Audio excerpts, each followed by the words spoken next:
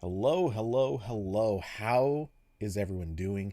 It is Wednesday. This is RambleCast. It's October 23rd. We're so close to Halloween. Actually, we're not. We've got a whole nother show before Halloween, but it is what it is. Um and I am your host, Cody Toombs. You may have heard of me. I am the illustrious Cody Toombs, who has been seen on Yahoo. I am now officially a Yahoo reviewer. That's only kind of true. This is syndication, so it's still an Android Police article. But yes, they're syndicating to Yahoo, which is just hilarious to me. Anyway, so by the way, if anyone I'm gonna be a total smartass about this. If anyone wants to read that, there is the link to my Insta360 Ace Pro 2 review. It's a pretty neat action camera. I actually have the original, and I just reviewed the update, which is pretty good. Yeah, big leaguing up. I can totally put it on my resume that I've been seen on MSN and Yahoo. Um, anyway, so let's see. Which it's really unfortunate. I had to rush this review so much. Believe me, I really wish I could have spent more time with it, but sometimes that's just the way it goes. Anyway, so I'm flying it alone today. There is no Corbin. Corbin is unavoidably detained. Actually, it was avoidable, but leave it to Corbin. He made the decision. So he is being hunted by the federales. I wish I could say more, but yeah, I don't think I should. Um oh, what's with the editor's choice thing? Okay, so um actually, I can kind of explain this. Find the link here. Here we go. So, um, okay, we're actually going to pull up three links. So, guess, there's that, and I need to bring up this one. Okay. So, what you're talking about is this giant image here that says editor's choice. Um, so it's, and it actually appears twice. So there's one here, and then down all the way at the bottom of this article, you see it again. Um, so the explanation for that is, as I load into the original article, what Yahoo is doing is basically a low quality page scrape, and it belongs to this badge right here. Yes, they are not correctly sizing the images. The formatting is all kinds of screwed up, but you can see the badge there, and we come down to the bottom of the original review, and same widget, or similar widget, it's a little different. And there's the badge there. Now, to explain what the badge is, and I mean, it's not hard to guess from what it says, but we actually have on Android Police an explanation of how we test and review products. I'm gonna be honest with you, this article not entirely accurate, but and I've linked it in the comments. So the one thing that we do have, however, is these three badges that we get to choose from when we think something deserves a badge. Now, the actual meaning behind each of these badges is a little bit we'll just say that it means something a little different to everybody. But basically, editor's choice means something is essentially the best product in its category. Maybe not the best, but at least like a very, very good product in its category. And not gonna lie, look, this camera, as action cameras go, there are three companies that make action cameras.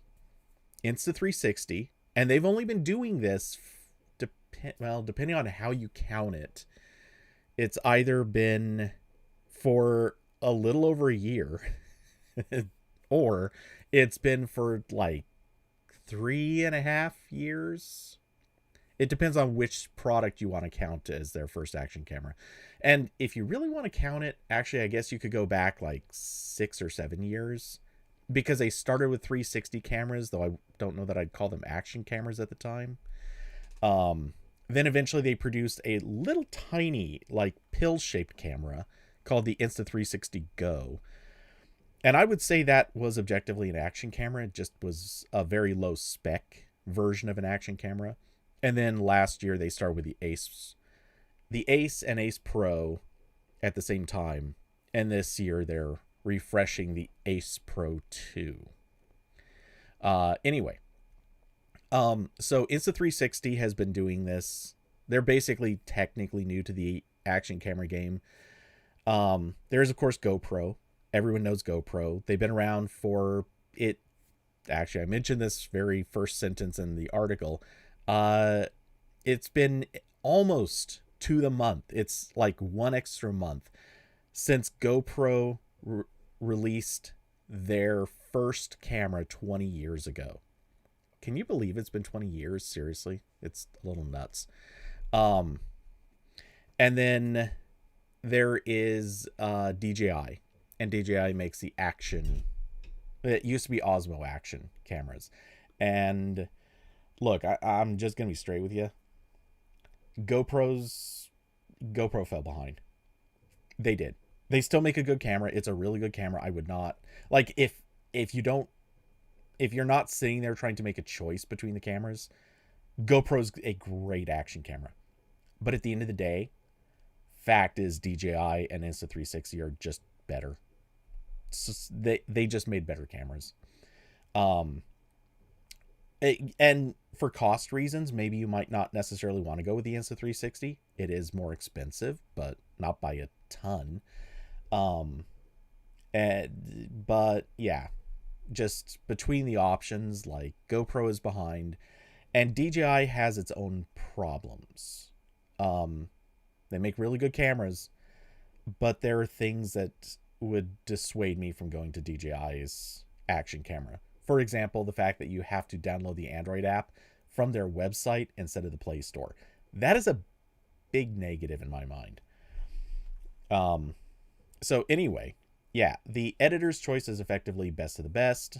I think you can guess what best value means. And then staff pick is essentially highlighting something that may not be the best in its category, but it's still something that's really interesting, or people should give it a look, even if they're not necessarily like bargain hunting, or they're not necessarily looking for the best of the best. They might be looking for something niche. Then staff pick is kind of where that's supposed to come in. In truth, it just kind of gets applied a little more randomly. Let's see. Do you have to be an editor to decide the editor's choice? No.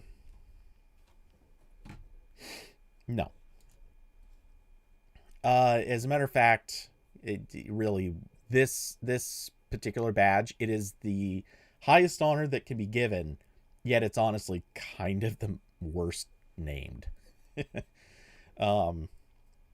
So, I don't know. Not really sure what to say about that. But yeah, as far as the rest of this whole thing goes, a lot of what you see mentioned here is only sort of fudged. Like, it's not dishonest, but like, how do we score our scoring system? This scoring system's meaningless. Everybody gives different numbers. It just is. That's how it goes.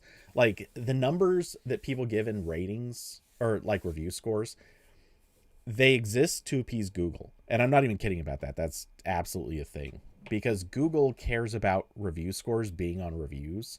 They actually basically give your site more placement and higher ranking if there are actual review scores. Um, and how judgy somebody is when they give a review score can depend on so many variables, and sometimes people just give a high score because they know that that might get a really good or that they think that that'll make them more attractive for one reason or another.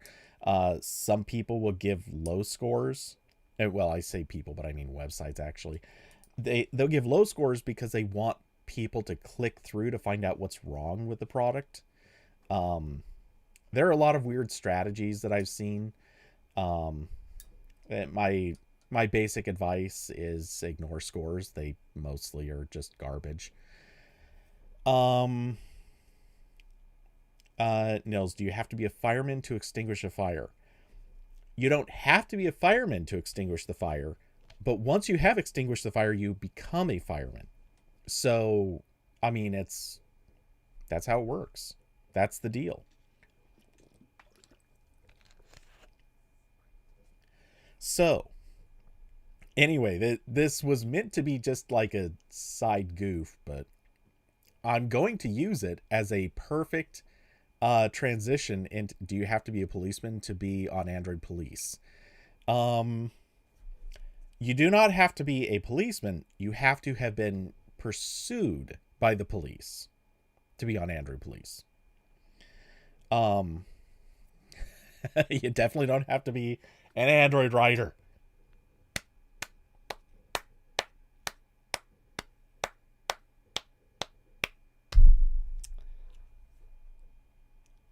Hoopy.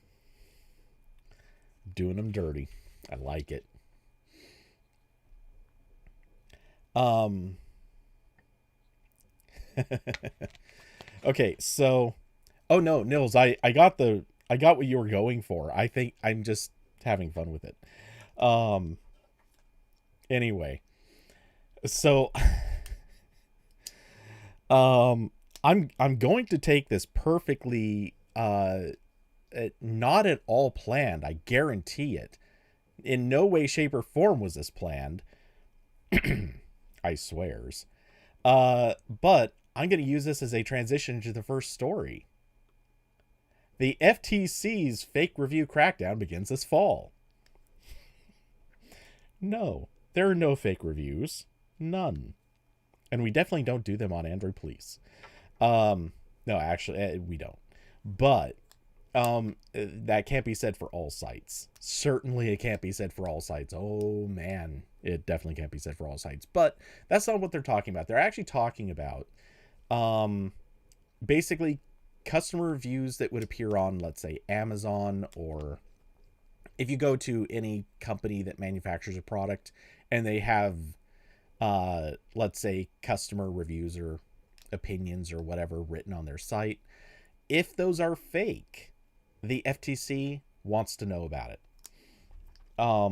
And while there have been a lot of different things already written about this, they're basically they're going after anything that was written with AI. They're going after anything that was written dishonestly, like reviews that somebody paid someone else to write dishonestly, or in theory, and I'm gonna go out on a limb here. I don't think that they actually specify this, but maybe it's the case. Oh, good. We actually have FTC's new rule prohibits. Sorry, I did not actually get to read this article. I stumbled across it just minutes before starting. So, offering incentives to customers in exchange for writing positive or negative feedback, that's prohibited. Reviews and testimonials written by insiders at a company who fail to clearly and conspicuously disclose their affiliation with the business. Just as a side note, man, I'm picturing so many Play Store reviews that would fall into this category, because this is a notorious problem on the Play Store, and I'm sure Apple's App Store too. Um, Company-controlled review websites, which often advertise themselves as providing independent opinions on products they actually own. I want to come back to this one because I have a thought here. Threatening or intimidating customers into removing negative reviews.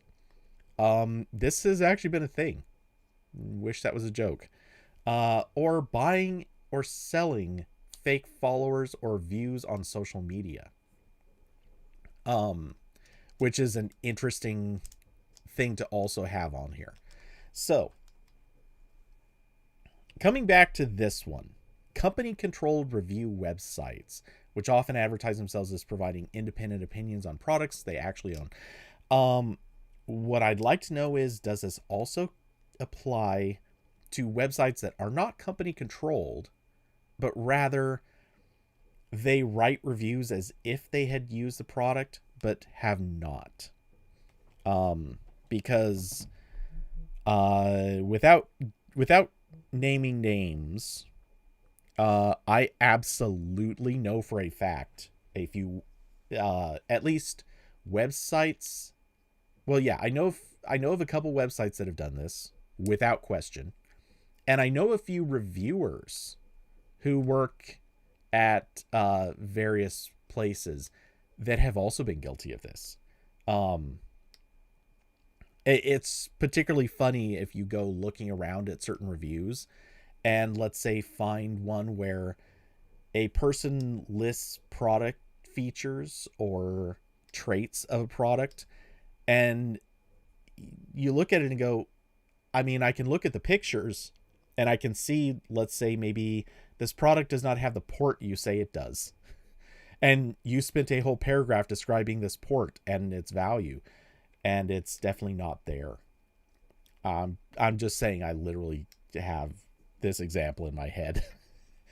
um, so yeah. Nevertheless, if you stumble across examples of this, any website that has definitely got some fake reviews on it, you can report it to the FTC.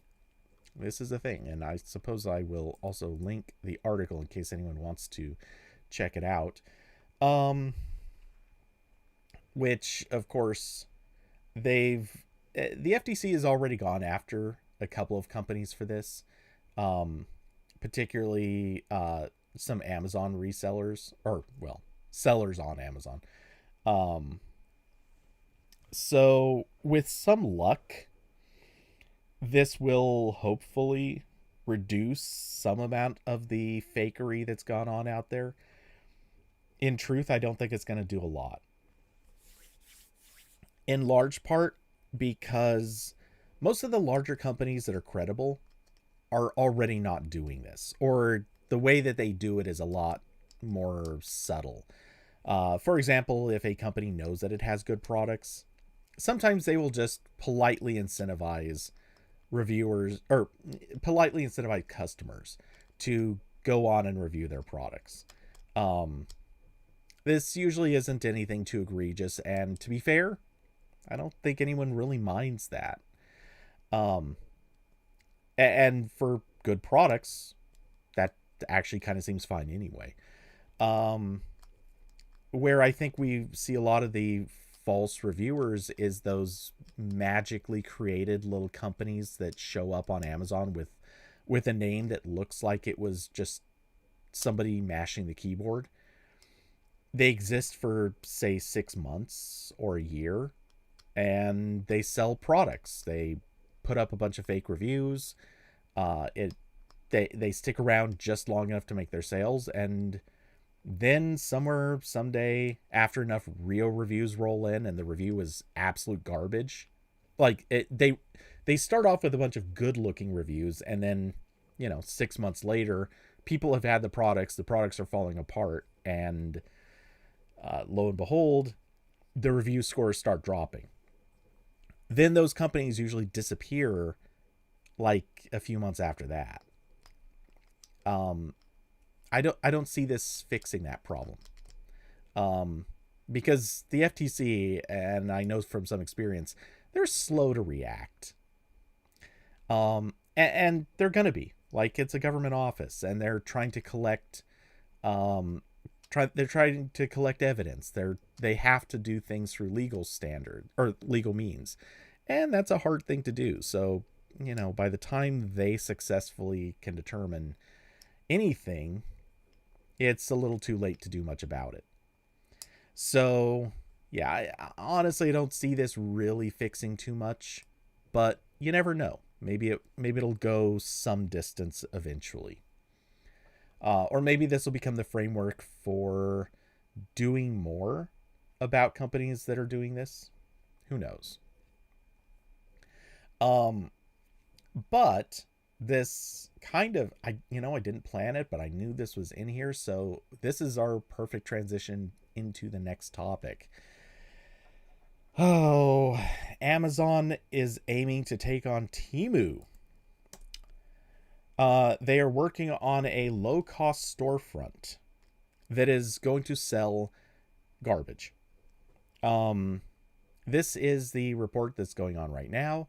Apparently, they have been working with low cost manufacturers, basically telling them what the upper price limits are going to be for certain product categories, and they're aiming to sell basically the super cheap stuff that Temu typically sells.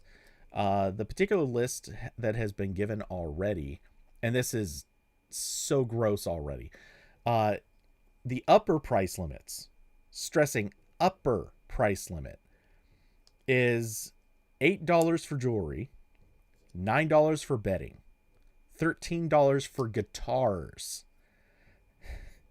Remind me, how good is a $13 guitar going to sound? And $20 for sofas.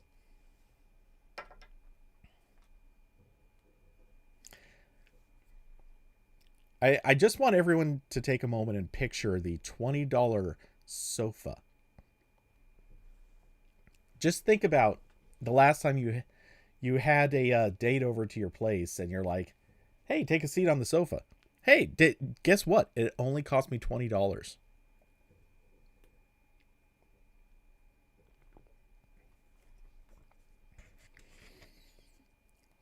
Someone's getting some that night.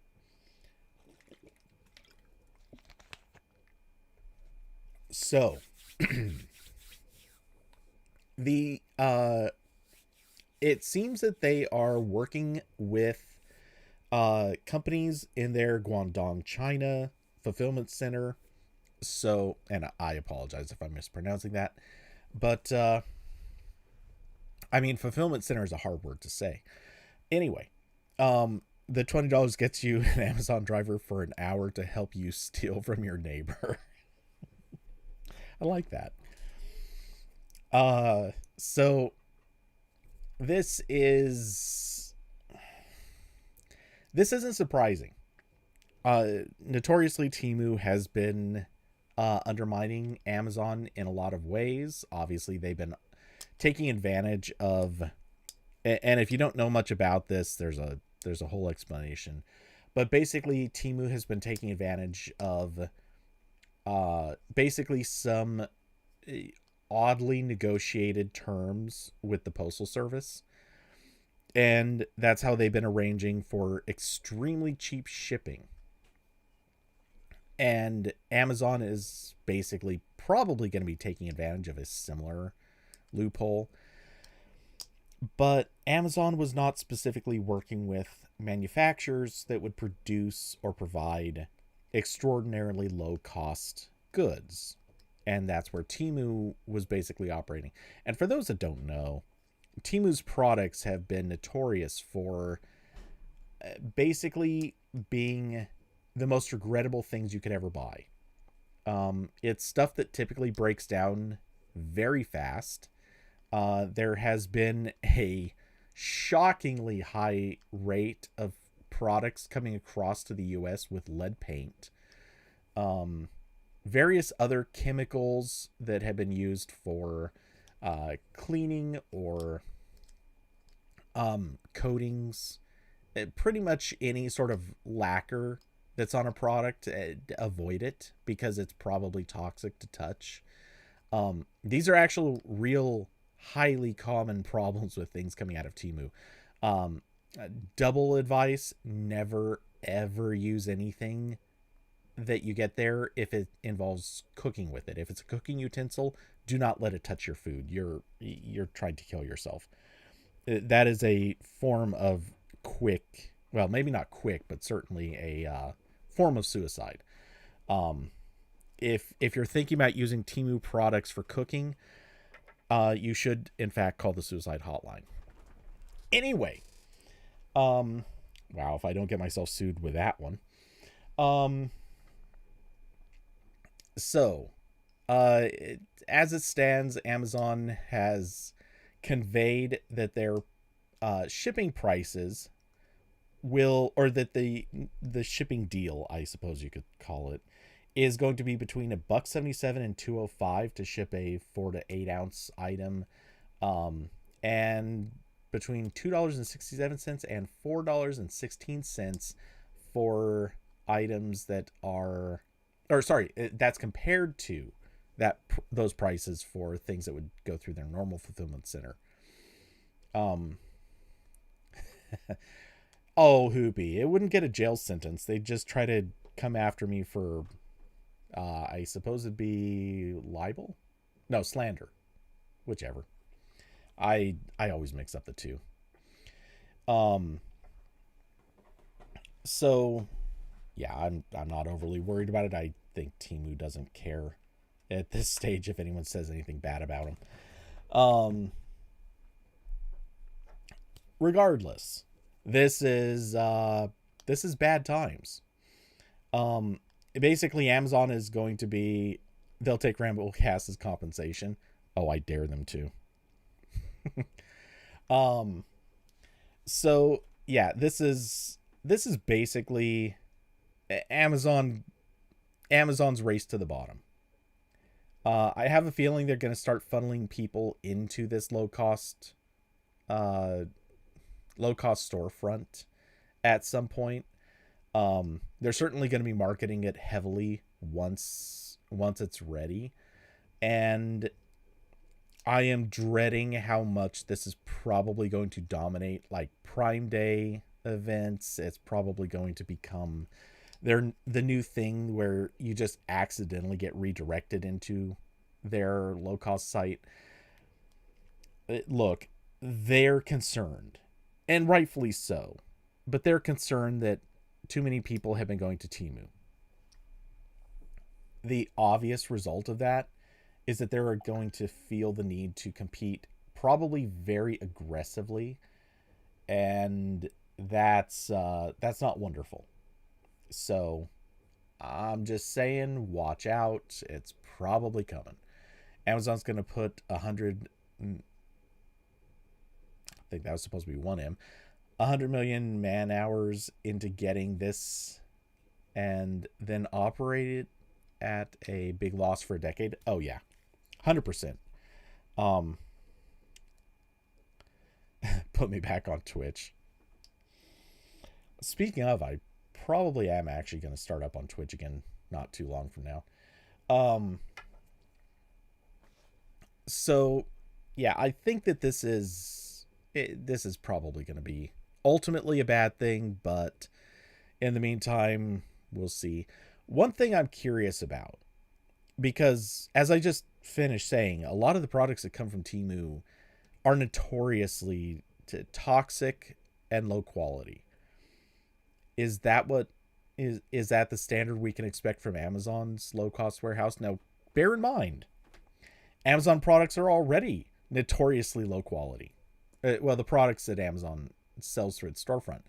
So if if they're already low quality, how much lower quality should we anticipate? I'm just saying, like, at this stage, and I'm not even kidding, I've said it a million times, do not ever buy memory cards off of Amazon. Ever. Ever, ever. You're sacrificing data if you try to get memory cards off of Amazon. Because you stand, and it's not even a joke anymore, you stand something like a 20% chance of getting the product you actually ordered. You stand about an 80% chance of getting something that is not from the company you ordered, or it's mislabeled, or it's been augmented in some way that is possibly also fairly bad.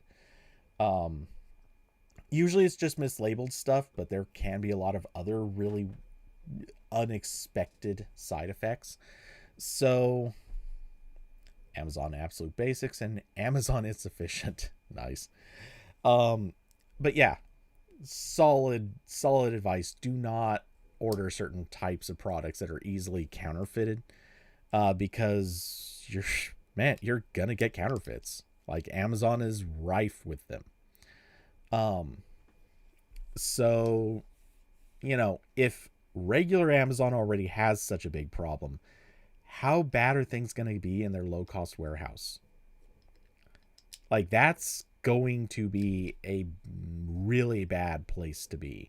And don't get me wrong, I'm assuming things like clothes are going to be just the same as they always would be.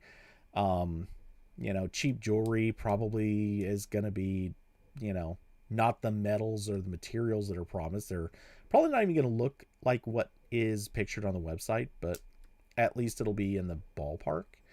Um, but I would expect most other things to be even sketchier.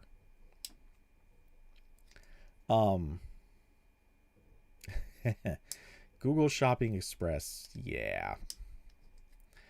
So, um, my other question is, and this is something that the article highlights, and I mean it's also something that I think we have to ask: what's going to be if these products are being sourced from Guangdong, China?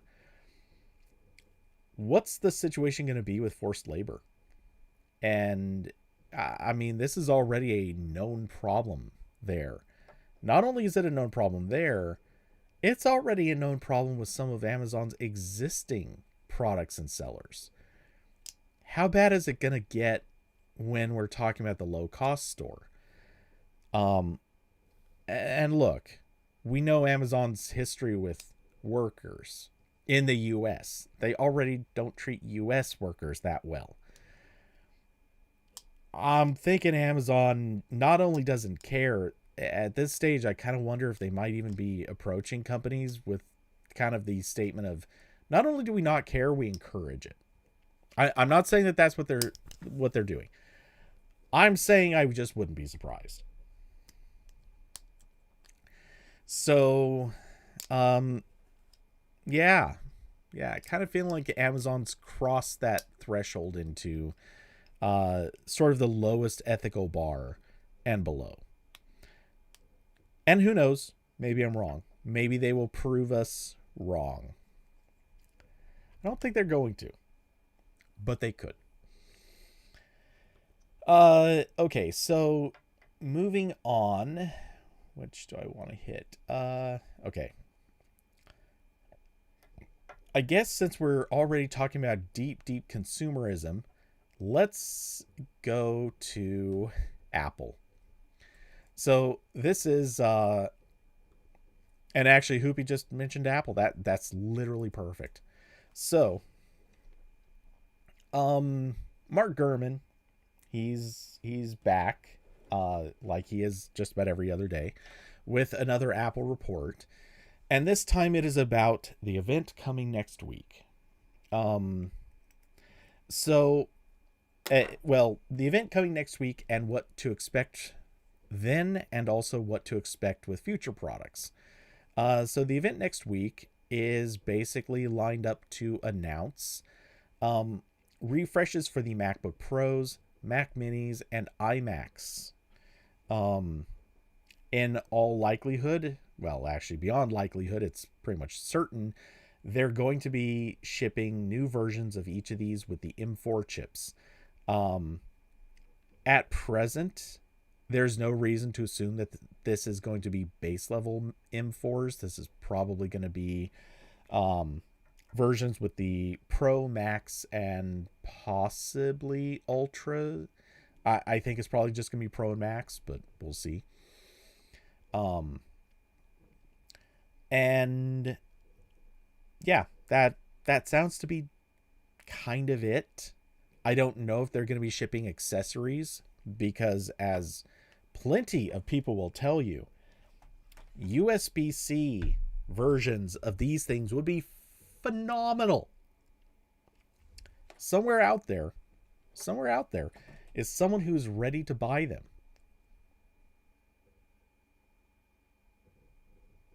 And yeah, please ship USB-C versions. And just saying, look, honestly, you might not be able to tell, maybe you can. This is not the current Magic Keyboard. This is the old Apple wireless keyboard. It takes AA batteries. My rechargeable batteries are getting really not very rechargeable anymore, so I have to change them a lot. Please ship the USB-C version, because I'd like to actually upgrade my keyboard someday soon, because I'm tired of recharging batteries for this keyboard. That's all I'm saying. Meanwhile, actually, the Magic Trackpad, I'll probably... This is a pretty newly purchased one, because the last one fell apart. I used it that much. So this one I'll probably keep on Lightning for a while, but, you know, that's fine. As long as I can do some upgrades, I'll be happy. That being said, yay, they need to get the M4 into some of their other Mac line. And which, you know, actually, I guess this is the first of the Macs getting the M4. What this article also brings up is the MacBook Air.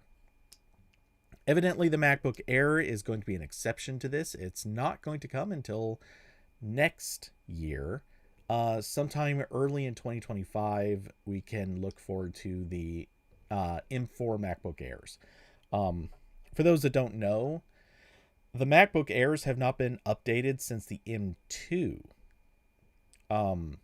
So they've been kind of languishing. And in a way, that's not too surprising, because, truth be told, the M3 was obviously kind of a rushed model.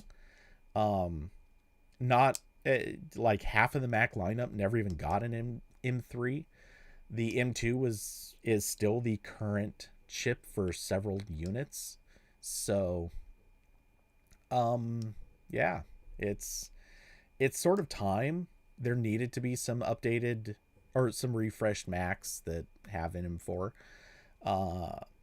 At this stage, there is also some consideration that possibly the next MacBook Air might be getting a little bit more of a refresh, or a little more than just a refresh. But Gurman was not particularly specific on anything there.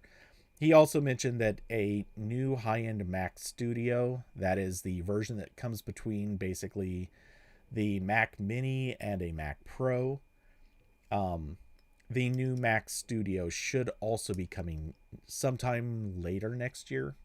I believe it was late next year.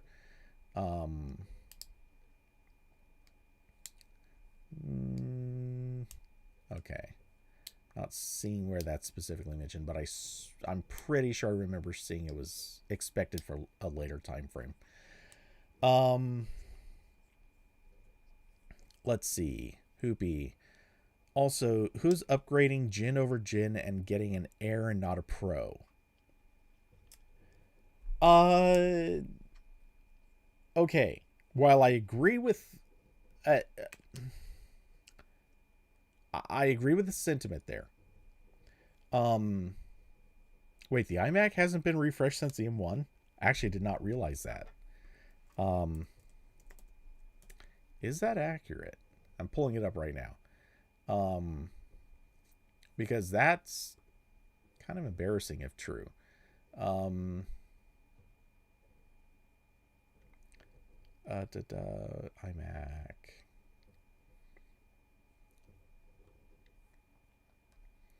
Okay, may as well just pull it up as I'm skimming this.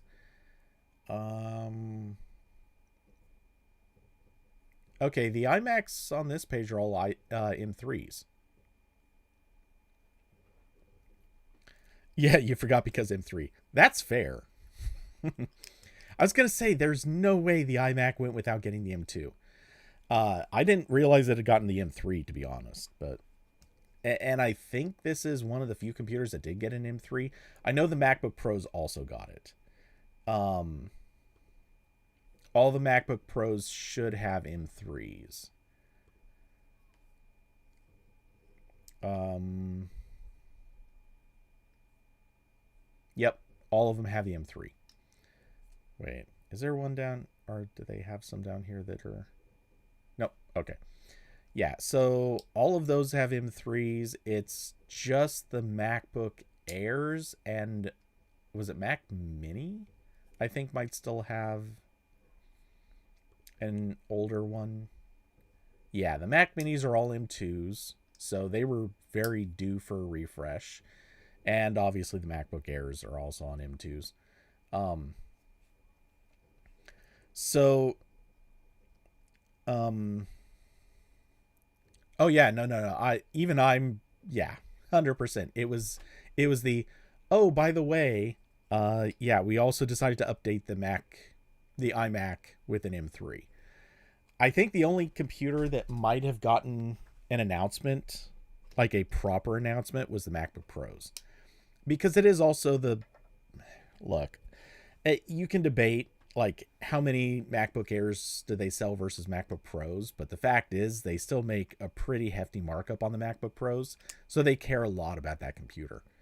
Um, Studio's an odd one to be grouped with the MacBook Air and Mini. Well, I wouldn't say it's grouped with it. It does have the most absurdly update or up like power oriented M2 there is. So, you know, no one else is getting an Ultra besides the Mac Pro. And the Mac Pro is also kind of a weird one to group with those, but in a way it makes sense. In a way, distantly. Only barely, but whatever. Um so yeah, I don't have a lot to say about this now. I don't think there is a lot to say about this now. We are pretty much guaranteed to be talking about this next week. I just figured I'd bring this up now. And um correct me if I'm wrong, but yeah, I don't think he actually says what day next week the announcement is going to be, but isn't it the 30th? I want to say it definitely was, but I'm not as sure as I was. Um Apple event October 2024 is um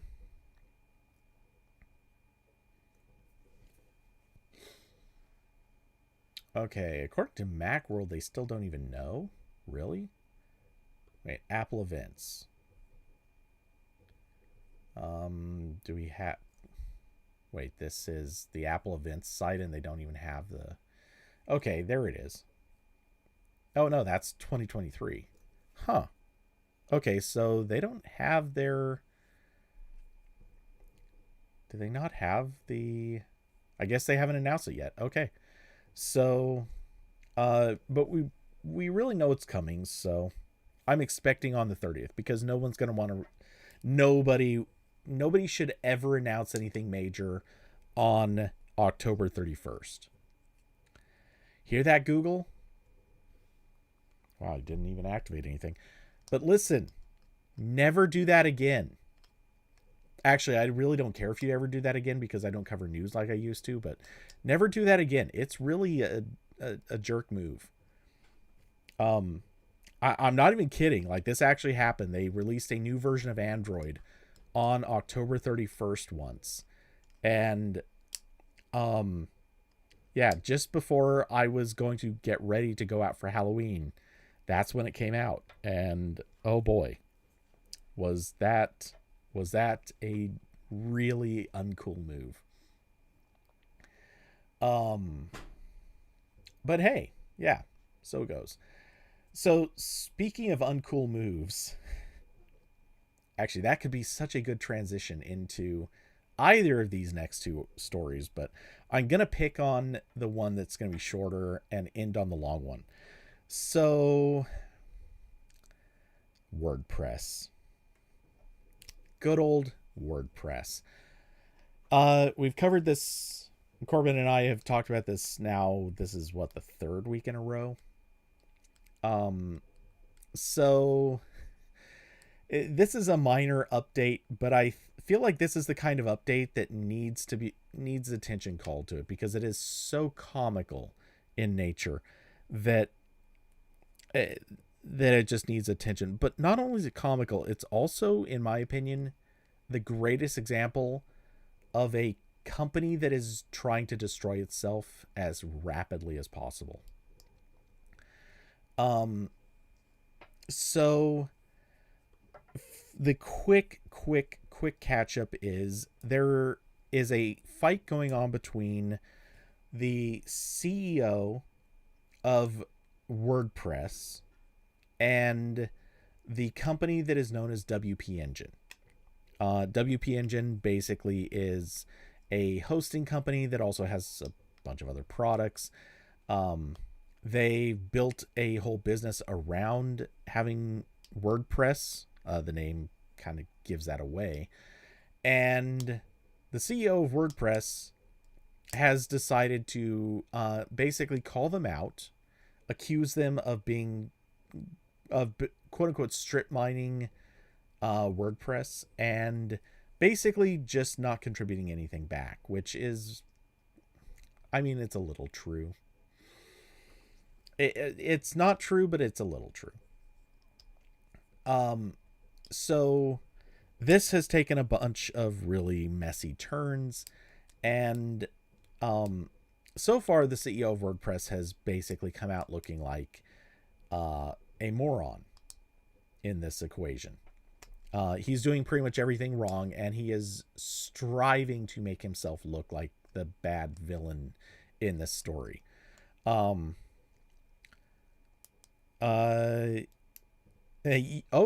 Hoobie, I like that explanation.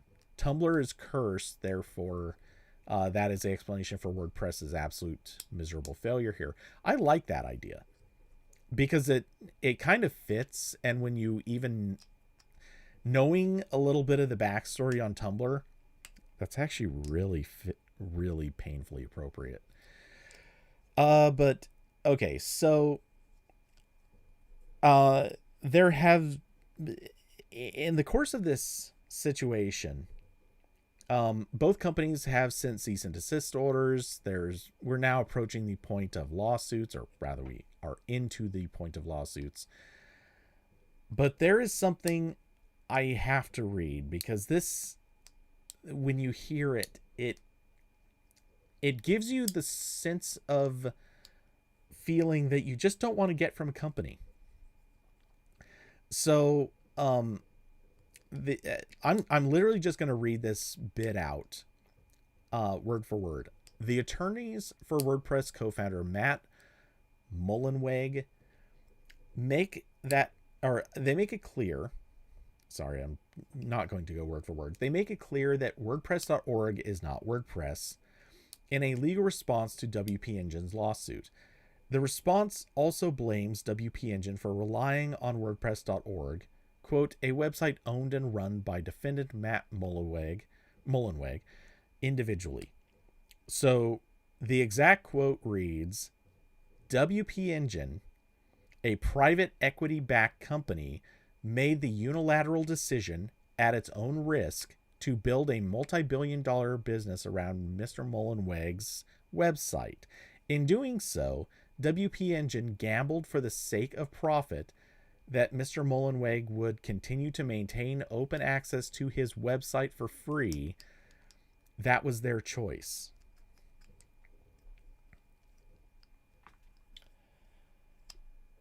Let me rephrase this, or reframe this in a slightly different way. Let's just say, hypothetically, we reframe this around a car company. So let's just say that Mr. Smith, a private citizen who spent their own money to purchase a car from Ford auto manufacturer, um, that which just makes cars, because they're interested in cars. They're they're not doing it as a business. They just make cars, and because they're doing this as a service to other people, those people are buying cars at their own risk. They look, Ford owes nothing to them. If let's say airbags don't function, look, that was the buyer's own decision. They made the decision to purchase a car with non-working airbags. Why would they do that? That doesn't make sense. That's so weird. That is the defense right now that they're using. Look, I'm just gonna say it, and I mean this very seriously. Uh, WordPress is gonna die if this continues. I've never been a fan of WordPress. I think it's actually very poorly built. Um, Hoopy, yes, that is also a big part of it, and I was going to come back to that. But um, if this continues, look, WordPress really is going to drive away all of the companies that they have any sort of relationship with, or that are trying to have a relationship, or that are, through whatever terms they're sort of stuck to. They're giving every competitor the perfect go ahead for why they should basically just start taking on WordPress. Every competitor to WordPress right now is looking for their opportunity to break through. And truthfully, with this absolute onion of a human being, I'm just saying everyone should be switching. This is the argument to switch. This is the reason. He's giving people the incentive, the justification to go anywhere else. That's what's happening here. And truthfully, I'm here for it. I'm looking forward to this. I kind of want to see WordPress die. But as Hoopy points out, and this is absolutely true, it is GPL v2. So he does not control it. Like, they can decide how they want to continue supporting WordPress. They can continue developing WordPress, but WordPress is out there. And strictly speaking, I don't think he's claiming to control that part. So WordPress, the source code, is separate from WordPress.org, is separate from WordPress.com, is separate from WordPress, the trademark, brand, whatever. All these things are technically separate, but he's trying to conflate all of them more than he can. So yeah, I am picturing very bad things coming here, particularly because all of the major companies, look, WP Engine is the first. It won't be the last. All of the major companies are going to, at some point or another, have a fight with Matt. And if they're smart, as of this event, they should be seriously looking at other options. I would be. Truthfully, I really do think that this is how WordPress likely dies. Alternatively, the other way it can go is someone's going to fork it, and I suspect that's probably how it's going to go initially. Someone's going to fork it and basically try to do the we're not the a-hole version of WordPress. But as things like that go, they usually don't persist. They usually don't succeed. This one could, but I wouldn't make bets. So, yeah, WP Press, that'd be hilarious. But yeah, I don't know where this goes. I don't want to make too many predictions, but uh, I think they're basically encouraging competitors to step up. And not gonna lie, I kind of want to see it happen. Because I think WordPress has done bad things to the blogging industry. I think or well, websites as a whole, and there are much better ways that they can be built than building on WordPress. So we'll see what happens. The fact that this has become an like every week drama, I think that says a lot. So I'm looking forward to it. That's all I can really say there. So in uh company on company violent crime, we have one final story. And I'm not gonna lie to you. I was actually thinking about canceling the stream this week because Corbin couldn't make it.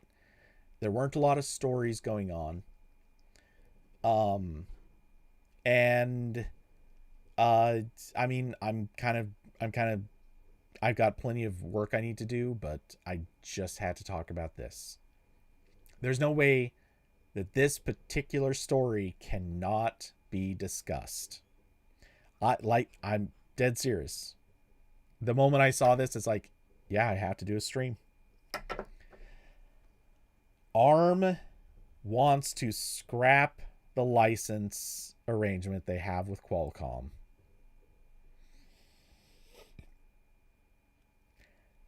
You know, Qualcomm, the company that makes the processors in like what, half of the smartphones sold in the world. Um, I don't know if it's actually half, but it's a lot. The company that is making basically all the ARM chips that would go into laptops, ARM powered laptops that are not Apple. Uh, oh yeah, there is Apple. Yeah, screw it. I don't know why I forgot that one, but okay, fine. I think Qualcomm makes the chips for half of all Android phones sold in the world.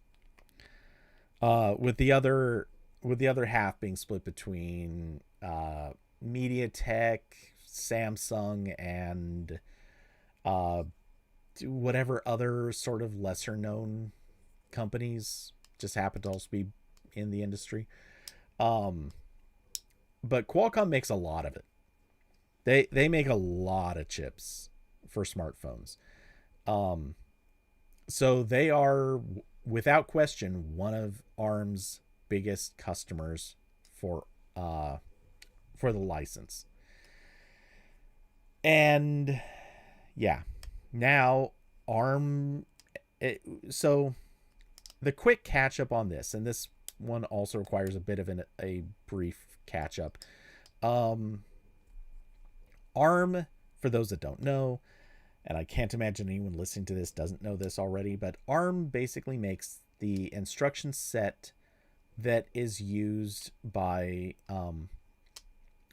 pretty much all embedded and smartphone devices on the market. And by embedded, that's a that's a bit of a loose point, but if it requires any amount of processing power, any significant amount of processing power, chances are it's using an ARM based chip. Um, there are actually a few other exceptions, but ARM is the dominant thing now. Um, so they the company ARM actually manufactures, or sorry, not manufactures, but they are responsible for developing a lot of the hardware that is made, and they basically license that out for development, or sorry, for manufacturing. um, Qualcomm is one of a few companies that license the instruction set, but they pay a higher amount to basically license permission to develop their own versions of the hardware. And doing so basically allows them to produce much higher performance versions than what ARM does. Now, obviously, ARM could make higher performance stuff, but frankly, they do not have the engineering team to do this. Um, ARM ARM engineers, sorry, I'm sure they're gonna hate me saying this if they ever heard it. They're just not as good, um, as proven many times over. They're they're just not making nearly as good as stuff. Um, so Qualcomm has wanted to break into making chips for laptops and desktops. This is something they've wanted to do for a while, and they were working on a project of their own to do this. But then they saw another company that was already doing this called Nuvia. I believe that was how that was pronounced. Go away, pop up. Um, where's it at? Where is it at? If I just search for Nuvia, is gonna. Yeah, Nuvia. There we go. So Nuvia was already doing this, and they had a pretty good lead on what Qualcomm was doing. So Qualcomm bought Nuvia. It was a pretty reasonable acquisition. There was not anything particularly interesting about it when it happened, except everyone knew what the end result was going to be.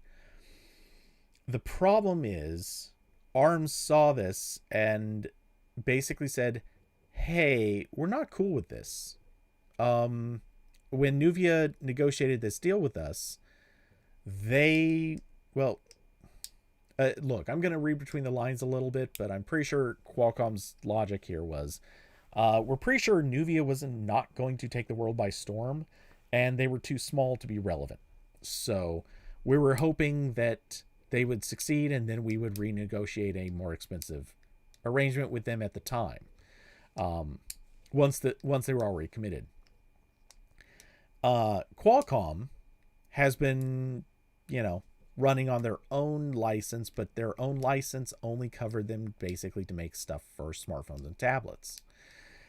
So ARM decided it wanted to have its cake and eat it too, and basically sued Qualcomm saying, look, you'd have to renegotiate with us because you're big enough to matter. You could actually get somewhere really fast, and so we want to charge you up front. We want to make it as expensive as possible. And that level of greed is pretty much a terrible sign. That strategy is a miserable decision, and I'm gonna argue. You know what? Actually, I'm not going to take sides on this because I think both companies suck. But, but to put it simply, Qualcomm basically raised their middle finger to ARM and said, no, we're not renegotiating. You can go pound sand, and we're going to go ahead with making laptop chips. And so they have. You can buy some of them now, I believe. Actually, no, I know you can. So this has made ARM very antsy in its pants, and they decided to take it to court, and that court or the legal proceedings are scheduled to begin, I believe, in December. Okay, maybe not December, November. No, January. Nope. Okay. I don't remember when it's set to begin, but I want to say I swear it was supposed to be December. Regardless, they are basically terminating, so ahead of this, they have announced that they are going to give Qualcomm a 60-day period to try to negotiate a deal. Otherwise, the existing arrangements will be terminated. Plain and simple. So the contract will be over, the license will end, and Qualcomm will no longer have the right to will no longer be licensing, and therefore no longer have the right to create new designs based on ARM, based on the ARM instruction set.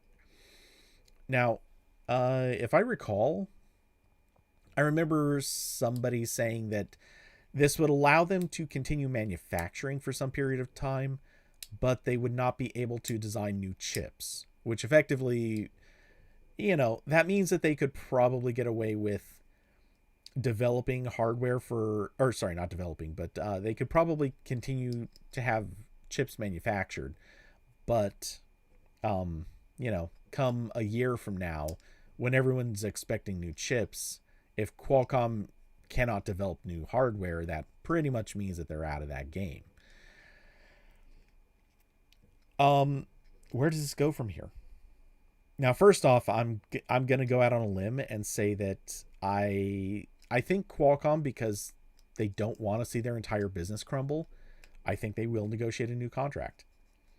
Um, I I do have pretty strong. Well, okay, so there.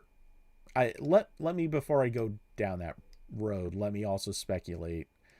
There is a possibility that Qualcomm will file an injunction against ARM, basically calling them out for uh, a bad faith step, rushing this process, etc., etc. Um, and if that's the case, it's possible that would actually be granted. I don't, I wouldn't bet on it, but I think it is a possibility. Oh, I forgot to, as a side thought, in case anyone wants to see it, there's the link to the article. Um, but I don't see that happening. Um, it's a possibility, but look, ARM has technically has the right to terminate contracts if they see fit, and they can be sued for it. But you know, it is what it is. Um, okay, nothing important. Um, from there, what happens? So, in truth, like I said, I think Qualcomm is probably going to negotiate a new contract because what else? What other choice do they have? As the company goes today, they do not have anything else that they can manufacture or any direction they can turn in a you know in a short turnaround period. They could try to ride it out with a huge overstock of the existing chips. They can obviously go for a while, but um do I know anyone accepting headlines for this story? Okay, I'm looking forward to this. um ARM makes a risky gamble. Okay, not mad at that. um so and I am headed to that exact subject, but the practical reality is, get there, Qualcomm needs to keep their business going in the meantime, which really means that they are trapped on ARM. They cannot switch to another architecture overnight, even if they could. um Look, Android at this stage is built for ARM. Yes, I know that there is a version of Android that is developed to run on x86. Anyone that knows about it also knows that it is behind. Um, there is a version of Android that will run on RISC-V. Anyone who knows that is not exactly optimized either. And RISC-V has some it's not the most matured thing yet. The instruction set is, but hardware has not been designed that is high performance to the level that you would need, especially for a mobile chip. So right now, RISC-V is not a great option, at least not in a short term. Qualcomm is going to be sitting here looking for a short-term solution because remember, they have 2 months to renegotiate before they lose their license. And I have a feeling ARM is not going to want to negotiate something too readily until after that. Or they're probably going to try to bend Qualcomm over a barrel if that time elapses. I mean, they're going to try to do that anyway, but I think it's going to get a lot worse.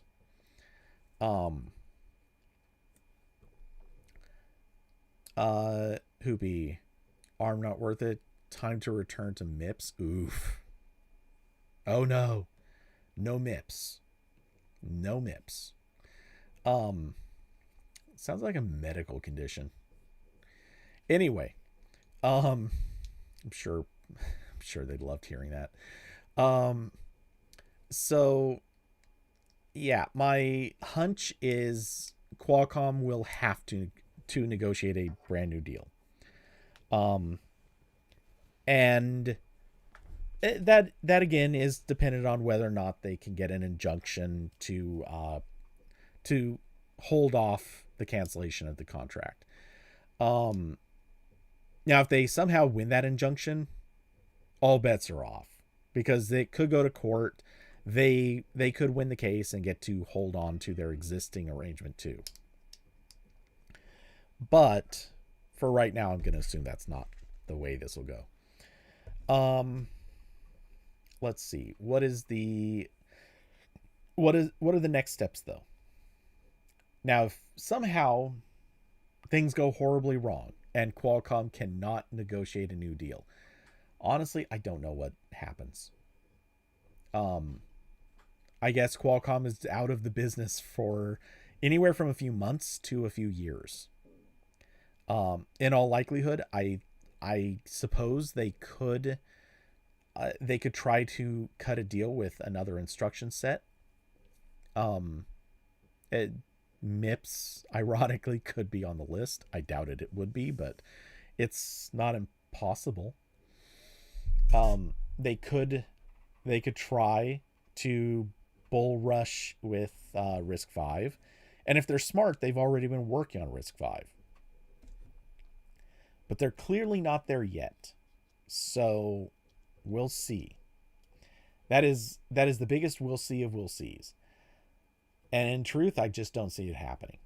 I do not see a day coming where Qualcomm gives up on ARM that easily. So they might be bent over a barrel for a while, but they will come back. I think they'll see it as worth it to negotiate a new deal, no matter what it costs them. Which leads us to the next stage. What happens from here? So I see one of three outcomes. Outcome number one. And anyone listening to this is right now going to immediately laugh and freak out and hate the mere mention of it, but it needs to be mentioned. Qualcomm tries to buy ARM. It could happen. It is not out of the question. Right now, this is almost bordering on kind of the like Google versus Motorola situation. Yeah, I see the laughs. This is bordering on that situation because look, ARM has Qualcomm by the short and curlies in theory, but ARM, like the ownership of ARM, which is SoftBank mostly, has been trying to sell ARM for how long? They don't want it. It's not a good business.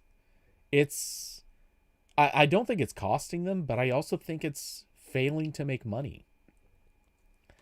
So they're able to keep it going, but it's not going that well.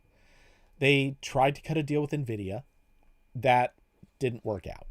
They've tried to cut deals with a couple of other companies. Those didn't work out. We know that they've courted a number of companies.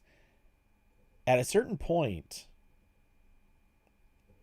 didn't ARM IPO too? Yes, they very much did. I know. Oh, by the way, quick disclosure.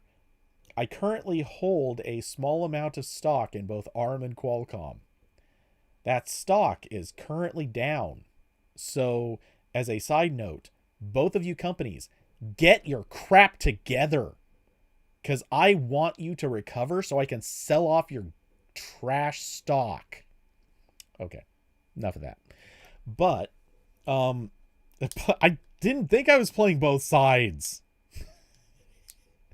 That was an unintentional consequence. I really thought they were both just gonna play nice for a while longer. Okay. I know there was a lawsuit, but I figured that was probably just gonna fizzle or go nowhere. But yeah, here we are. Um. Anyway, so uh, yeah, there is a possibility, and I think it's worth noting. There is a very real possibility that Qualcomm could, if they play the game enough, could get the ARM license. And if they agree on some terms about how it would be licensed, sorry, not the ARM license, but control of ARM. If they agree to make the license accessible at a reasonable price and guaranteed accessible, so they wouldn't be able to pull it or something like that. Then I think the regulatory bodies would be willing to let them have it. Um, because bear in mind, this is obviously the big sticking point. They're seeing that Apple is a major stakeholder in ARM, um, in the sense that all of their chips are now based on ARM. Obviously, the DOJ would have a lot to say if a competitor to Apple decides to come in and buy the ARM instruction set. That being said, if they will willingly commit to making it guaranteed accessible at a consistent and reliable price, and maybe make some other concessions for Apple, I could see the DOJ willingly letting it happen. But we shall see. So this leads us down that fun little road. What are the other possibilities, or where does Qualcomm go from here? Well, it's the obvious one, RISC-V, plain and simple. Their RISC-V is the one instruction set that is gaining steam. It is suitable for the needs. It is RISC based, just like ARM. It's similar enough to ARM that it's not unreasonable for somebody to develop or to transition a lot of their technology over to RISC-V from ARM. And it has it has the backing to be pretty compelling. Google has backed RISC-V. There have been a few other notable Qualcomm and Google's RISC-V chipset this year. I don't believe so, is it? I don't remember hearing about that. Hoopy, we should all chip in, haha, to a bit of money to buy ARM for Lena Khan so she can wield the licenses like a folding chair. Oh boy. That'd be something. That would certainly be something. I kind of want to see that. It's a Wear OS chip. Okay. Yeah, I guess if you're gonna if you want to build a chip and put it in something that not that many people will ever use, that's a good choice. Sorry, I had to go there. You know it. You know I had to go there. Anyway, so yeah, that's interesting. I thought it wasn't this year, but okay. Um, well, wait. This year, I mean, it's October now. The current, the current Pixel Watch is certainly already out. So I guess the chip could, in theory, be done this year, but they're not going to put it in a product till next. Um, but anyway, um, yeah. So the other possibility, I think we should acknowledge this. I don't think it's going to happen, but it's something that I would not write off as a possibility. Qualcomm is one of a very small number of companies that could do this. They could try to make their own instruction set, something that they own. They could license it, and basically they could try to take on ARM at its own game. I don't think they would do that. Qualcomm Summit is over. Okay. Um, I genuinely do not believe that they're going to take that route because, look, developing an instruction set is easy.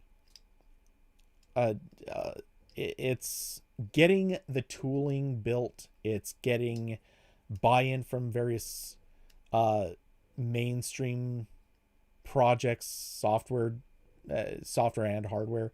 It's getting all the testing done. It's getting integrations with various other platforms. All that stuff is really hard to do. So I don't know that Qualcomm is gonna go that route. I tend to doubt it. Not when RISC-V is out there and is basically free to license. So Qualcomm doing something novel and creative. Yeah. Yeah, no. This is not a company that is known for that at all. As it is, they got lucky to even be in the position they're in. They were happy being patent trolls. Um, you know, but here they are. They stumbled into being one of the core processor makers in the world. Um, which probably never should have happened because they're also not very good at that. But um, yep, that's the world we're now stuck in. Um, but I think it is worth at least noting it is a possibility. Because if there's ever been a company out there that really would probably at this point love to know that they're in control of their future, it would be Qualcomm. Um, you have an Uncle Ish that's a VP at Qualcomm, and the way he talks, they view themselves as much as a hearing aid company as a smartphone processor company. Yeah, no, that checks out. I mean, look, the history of Qualcomm, and this is a very abbreviated and oversimplified history, but it is the truth. They've always been a company that focused on radios, essentially. And I don't mean radios in the sense of like, a ham radio or the radio you listen to music on. They've always been a company that they wanted to be the ones making cellular radios. They want to be the ones making the communication technology that other hardware manufacturers are using. And so they got into that. And that was their business. At a certain point, because, integration makes a big difference, companies basically said, look, we need to be able to put, or we want to be able to make something that is reasonably battery efficient and can run this relatively minimal amount of processing demand. And as a result, Qualcomm basically had to, or not had to, but they saw a small bit of business value for that and started making processors. They licensed ARM, and I believe it was MIPS before that. Um, Hoopy, yes, that's exactly it. They accidentally became an SoC company. Um, so it was never intentional, but they started. Well, it wasn't that intentional, but um, they started making SoCs that could do processing in addition to just being radios. And that was always to be able to feed the hardware that didn't have very high processing demands. And then as smartphones started happening, it created this situation where they were saying, well, we're selling the modems to them, and they're going to buy the processors from other companies. So, that's how that was a business that, for example, HP was in. Ha ha. We get to laugh about the fact that HP used to do this too. Um, and, it's now years and years later, but progressively Qualcomm kept kind of getting nudged further and further into making SoCs that they could uh, that actually had performance. Eventually, once smartphones actually hit heavily and they saw that there was money in it, and nobody wanted to have modems be separate from the processor because that is a huge energy suck for something like a cell phone. So finally they basically gave in to what people want, or what the manufacturers wanted, and they started making serious SoCs. And to do this, they had to ramp up production. They had to hire a lot of engineering. They if you actually go back and look at some of their spending reports, they had to do a lot of ramping up really fast to bring in talent from other companies so that they could fill the demand for chips that actually could do something. And this is a big part of the reason that Apple has such a long time lead in iPhone performance over Qualcomm, because Apple spent that money earlier. They built out their business. They recognized that this is a thing they wanted, the thing they needed, so they made it. Qualcomm, it took them longer to figure it out. Because they were still phoning it in, no pun intended. They were still phoning it in for a long time, even into Android. Like, I mean, Qualcomm was even making processors for Windows Phone, and they didn't see themselves doing this as a regular thing. But that's where they ended up. So, yeah, they fell into this. They never tried to be this company. And here they are making tons and tons of money because they became that company. Oh no. What just happened? Full Tensor G5 specs reveal big and small changes coming to the Pixel 10. Oh boy. Okay, but this is last topic. um I'll get to this in a second. But yeah, so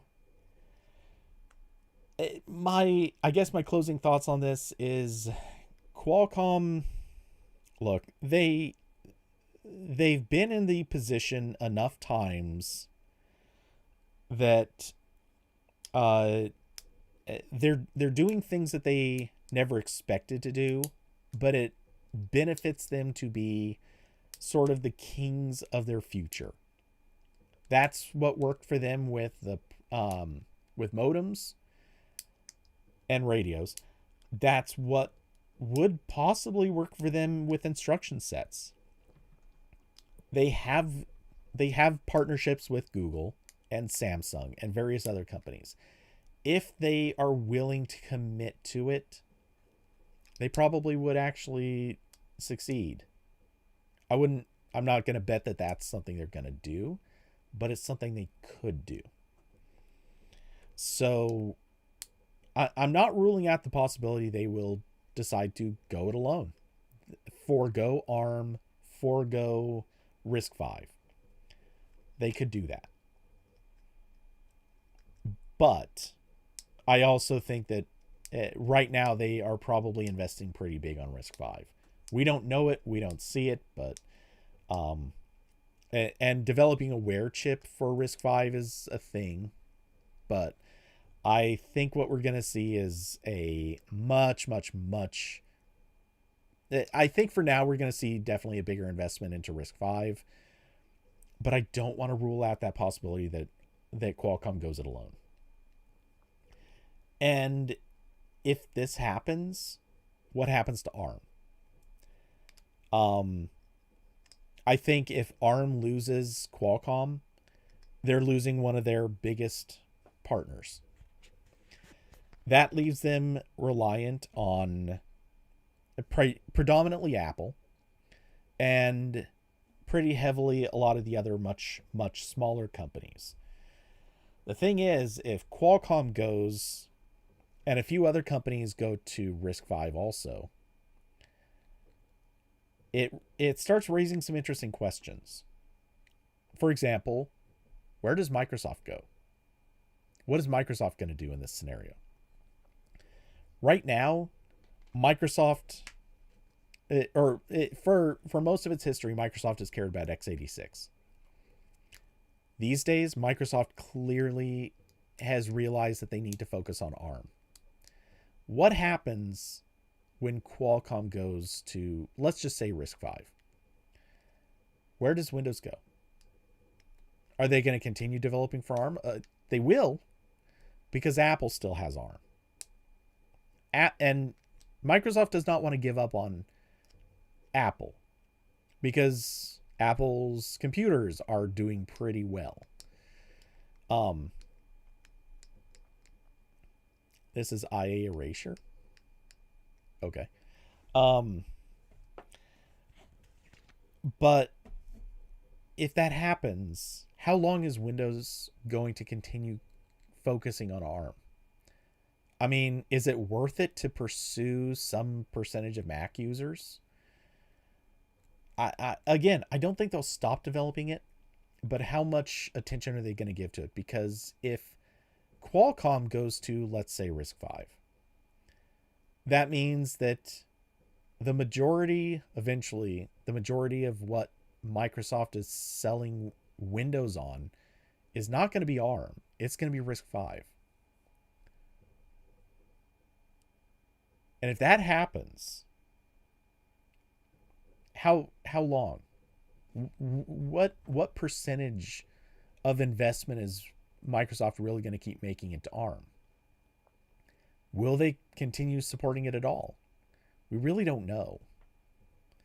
That starts raising a lot of questions. And I think that starts making this a difficult conversation to have. So, if it goes that way, do we see Microsoft sticking to this? If Microsoft doesn't stick to this, does it go to Risk 5 solely, along with x86, of course? It could. And the more this sort of thing starts happening, because it's not just going to be Microsoft, it's going to be other companies too.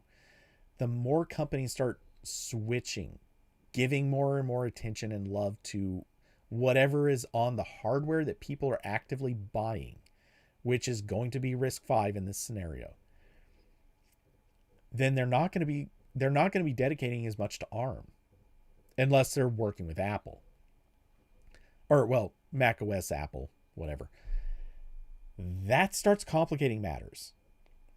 And what happens to Apple in, say, 10 years when nobody else is making anything ARM-based?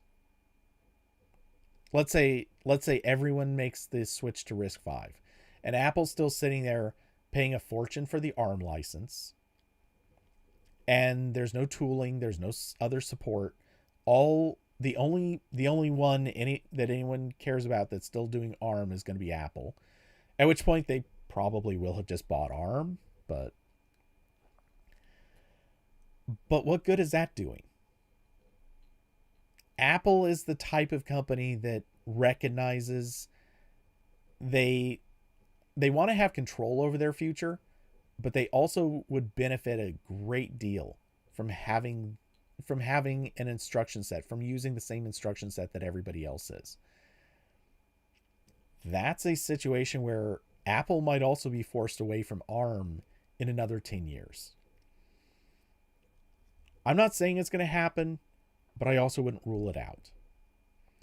So, the events of what just happened yesterday with ARM throwing a fit and basically pushing the big red button. This one moment is probably going to be felt for the next decade. And very possibly brings an end to ARM in some number of years in the future. We don't know that that's how it'll go, but it certainly could. Hoopy said, if Qualcomm goes to RISC-V, does that force Intel and AMD to seriously consider it too? Yes.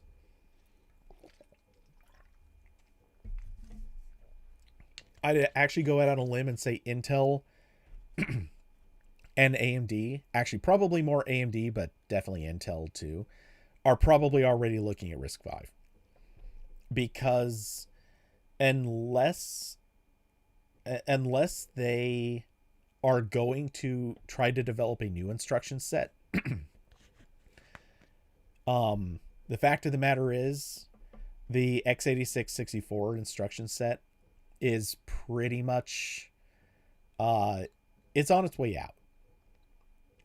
It will continue for a while longer. It's not like it's going away, but it's not in a good position, and I think they recognize that their best move is to go another direction where it's actually going to pay off, and not having to pay a license fee for somebody else's design is beneficial. Like it does cater to them. Let's see. Hoopy also said Apple's insular enough to not really care one way or another as long as ARM doesn't mess with them. ARM will mess with them. I mean, that's another angle to this, but I think at a certain point, ARM will try to extract more money from Apple. The thing is, though, again, I think Apple is the type of company that they don't want to be left holding their junk. I think they would be looking at look, if they don't own ARM, then let's put it this way. Apple loves to be the king of their future. As a company, Apple wants to control its own future. But they chose to license ARM. They didn't have to. They didn't have to license ARM at all. They could have developed their own instruction set. Why didn't they? Again, I said it earlier. Developing an instruction set is easy. I know. I'm not a processor engineer. I'm not a person qualified to say this. But I say this because I've heard other processor engineers say this. Plain and simple. They have been very clear. Developing an instruction set is actually really easy. It's not something one person does in an afternoon, but it's sure something that a small team can do in a few months. It's actually not that hard. It's just an instruction set. It's developing all the hardware that goes with that. That's the challenge, and making it efficient and powerful and giving it new features. Those are the hard parts. Apple could have done this, and they did do it. They did the hard parts. They just licensed someone else's instruction set. So if the instruction set becomes a problem, that's not where I wanted to go with this, but actually that's true too. If the instruction set becomes a problem for some reason, they're going to want to switch. Now consider what happened.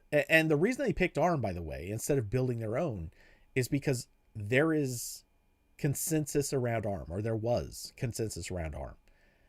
RISC-V was not really an option. ARM was. So Apple went to ARM. Plain and simple. That is why they went to ARM, because there is a consensus around it. There's a lot of companies developing things that are focused on ARM. There are build tools that are built for ARM. There's software that optimizes for ARM. These are all things that came into existence, and Apple looked at that and said, you know what? Let's do our stuff around ARM. Now, what happens if everyone leaves ARM? What happens if that consensus goes away? Apple can float for, again, several years without relying on any new things happening for ARM. But how long? Do they want to be the only ones who own this? They could be. And like I said, they could go, if everyone else abandons ARM, Apple could go buy ARM. No one's going to stand in the way of it. And that'll be it. They can just fly on ARM for the next, 10, 15 years. What happens when the day comes and everyone's like, yeah, no, we're all on RISC-V or RISC-6 or whatever. And Apple's sitting there on ARM and going, yeah, you know what? We see all the cool stuff that's happening on RISC-V. We can try to copy it, but maybe we can't. Maybe we start running into problems. So that's, Apple likes being in charge of their future, but they also need to stay friendly with everybody else to an extent. Unless Apple ends up becoming, unless they completely crowd out all the PC makers and become monopolistic on that front too. In which case, who knows what happens.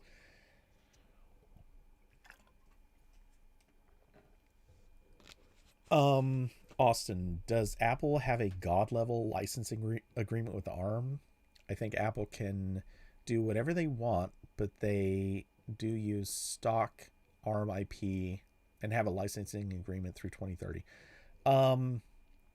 No, Apple's licensed the same way that Nuvia and Qualcomm are. They're not using they're not using ARM's hardware designs. They're just using the instruction set, which you'd think that that's a more expensive license. It's not. You'd think that would be a cheaper license because they're only using the instruction set. It's the other way around. This is sort of like, I don't know if you've ever licensed software libraries before, but if you ever come across paid software libraries, 9 times out of 10, you can license those things for personal use. It might be, say, $50. For professional use, it might be like $200. To include it in like a software project you're going to resell or something. But a lot of those companies will also have the source code license. And so for, say, $20,000, you can license it and have access to the source code. You're still not allowed to distribute it or, do anything too hinky with it, but you can go into the source code and make your own custom modifications. You can tweak it, adjust it, do whatever you want with it. And that's for the companies that really need to sit there and figure out what's wrong with the source code. They need to add features that they wouldn't be able to get the company to add on their own. That's the kind of thing that this agreement is. There are only, I remember hearing, and I'm sure this number isn't accurate anymore, but, well, I don't remember what the number is anymore, but I remember hearing somebody used to know how many of these licenses ARM actually had, and it was something like 6 of them, or how many licensors there were.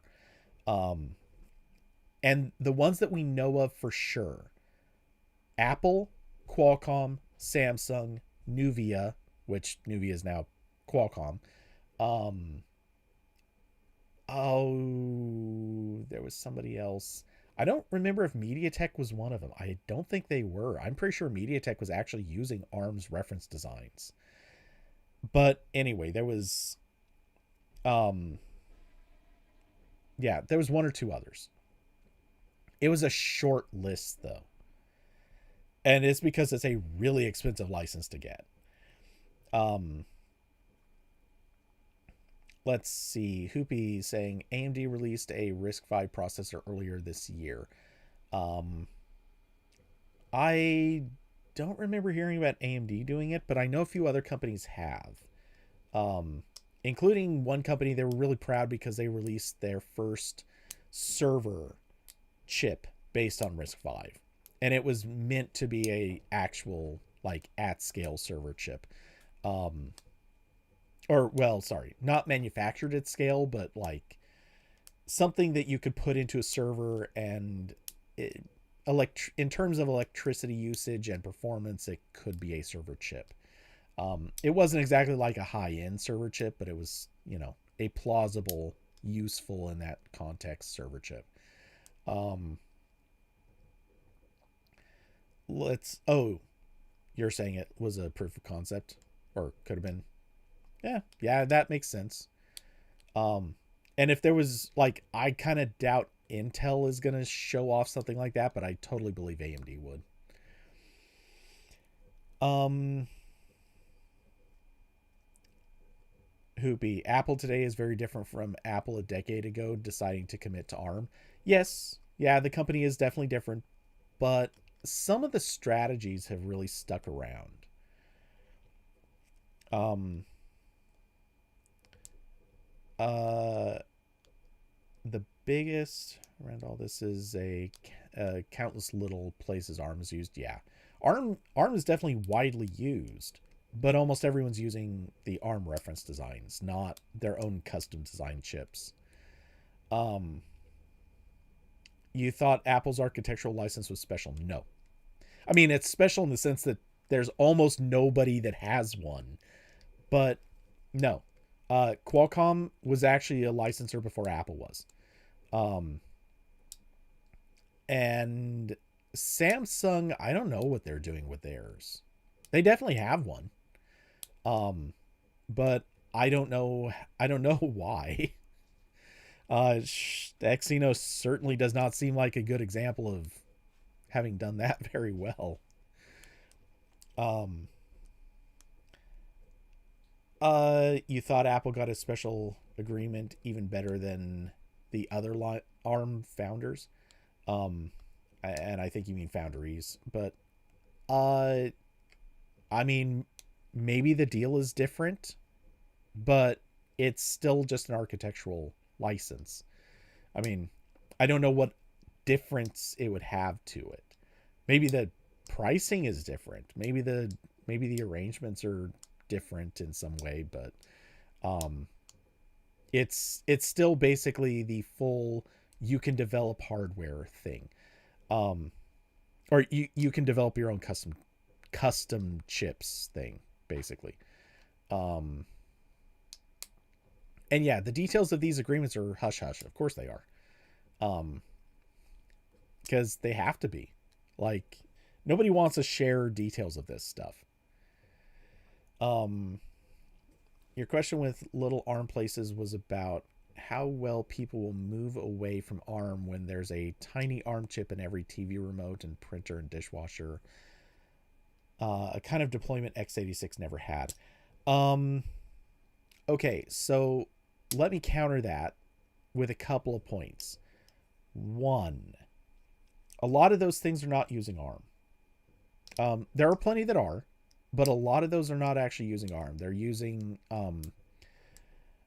some of them are using uh like Arduino. Um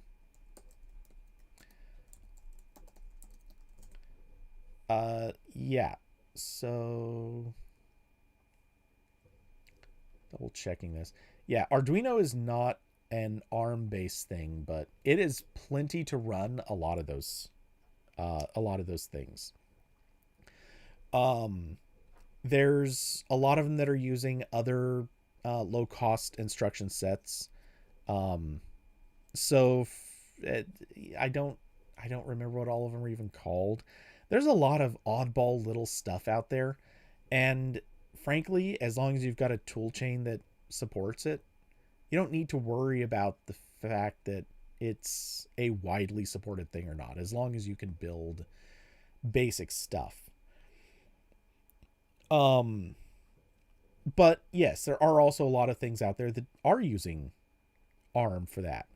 Um, yeah, embedded is a very weird debate. It absolutely is. Um, but if you have a bunch of instruction, or setting aside like there are other instruction sets out there, the thing is, a lot of those companies also don't care. The reality is, for one, a lot of them bought these chips and they're going to be able to run on these chips for like the overstock of these chips for a decade, and they don't care. Like they're just going to buy them, and part of the price of buying the chip is you get your license for that chip. Um, but the next thing that comes is, one of these days they're going to sit around and look for components and say, okay, we're going to build our next remote or our next washing machine or our next whatever. All right, what do we get? And they're going to look at a big list of components that they can buy from various manufacturers. They don't care that it's ARM based. I mean, they care a little bit. Their developers are going to have to sit down and put together a tool chain for it, but that's it. They just get the tools and they start building for it. If the next thing is not ARM based, if it's based on RISC-V or it's based on Arduino or it's based on whatever, they're just going to use what's there. For them, the instruction set matters a lot less, because they're probably just building everything in C++ or maybe a slightly higher language, and that's it. They don't need to care because their stuff probably isn't that demanding. Now you did mention printers. That's a bit of an exception. Printers are definitely more demanding than a dishwasher or a TV remote. And they're maybe going to care a little bit more, but they probably they'll have that figured out. And also, printers are so goddamn horrible. They're the worst piece of hardware we ever have to use. I'm not convinced that the companies that make printers are gonna be that bothered by this. They will figure it out.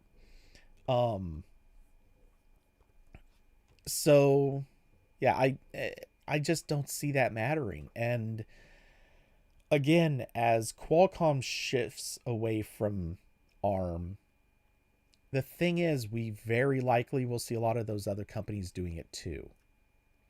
The ones that actually make the components. I mean, look at, and I brought this up in Discord too. Look at Samsung. Can you think of a company more likely to look at this situation and go, yay, finally, this gives us every excuse we've ever wanted to get the hell away from ARM. You got to figure Samsung is loving this. Samsung is sitting there going, we're paying for this overpriced license. We're kind of getting dogged on Exynos. We're a manufacturer. Samsung does manufacture a lot of ARM chips. Not just Exynos, but they manufacture a lot of the lower end ARM chips that you would find in like a printer or a dishwasher or remote or something like that. And they sell those components. Now imagine how happy they'd be if they could say, you know what? We're going to start a transition plan and we're just going to start making some RISC-V stuff. Don't worry, we're still going to make some ARM stuff, but we're also going to add RISC-V to our catalog. 5 years from now, you think they're still going to be making ARM stuff? They might be. Do you think they want to be? No. Because they want to get rid of that really expensive license. And do they have an incentive to do this? Of course they do. Because their top competitor in the chips for Android market, Qualcomm, will have made that switch. Why does that matter? Because their other partner, Google, is also going to switch along with Qualcomm. Google absolutely wants to see this happen. Because again, Google, an investor in RISC-V, would love to get away from a proprietary hardware platform. And Google is still very closely tied to Qualcomm, no matter what. The thing is, everywhere you look,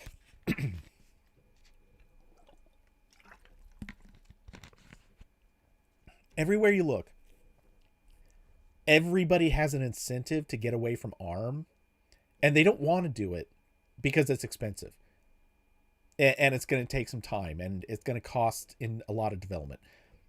But they would like to get away from there. And the moment anybody does, it's going to break the bonds. Right now, the reason everyone has to stay on ARM is because right now there's consensus. The less consensus there is, the more that it breaks up, the more everybody gets to say, you know what? I'm just going to bite the bullet. It's worth the money to leave. And that incentive just keeps getting stronger every single time ARM does something that screws up the business for everybody else. And I mean, with that same story about WordPress, do you want to be on a platform where the ownership is basically throwing Molotov cocktails at you every once in a while? I mean, that's what's happening here.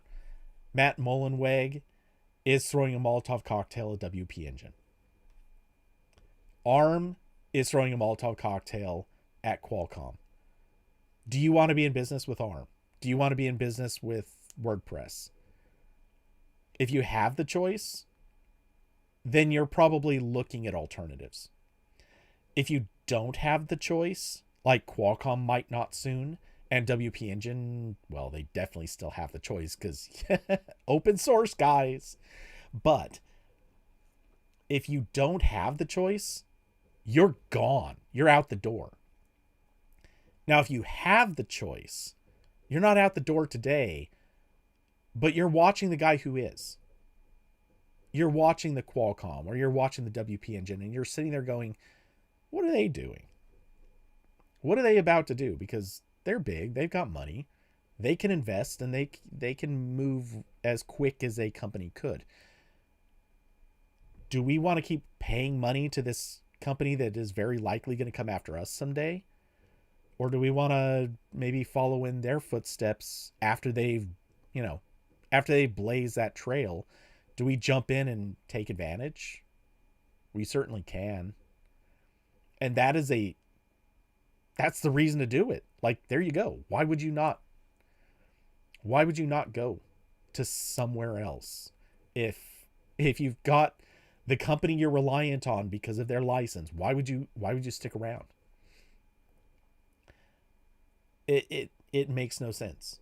And at a certain point, like, right now it makes sense because you've got so much investment in ARM. But someday that, you can throw good money after bad, but someday you're going to eventually hit that inflection point where it's like, nope, I'm done. I'm out. And I mean, I could also go down the road of describing this as an abusive relationship, but I think that might be going a step too wild. Okay, Hoopy said, the little fun fact that came to mind was the original Nintendo DS had 2 ARM CPUs, which is weird. Bigger point being ARM isn't totally reliant on computer CPUs. Yeah, that's true. They could totally lose smartphones and tablets and laptops and servers and still have tons of business. Yes, they absolutely could.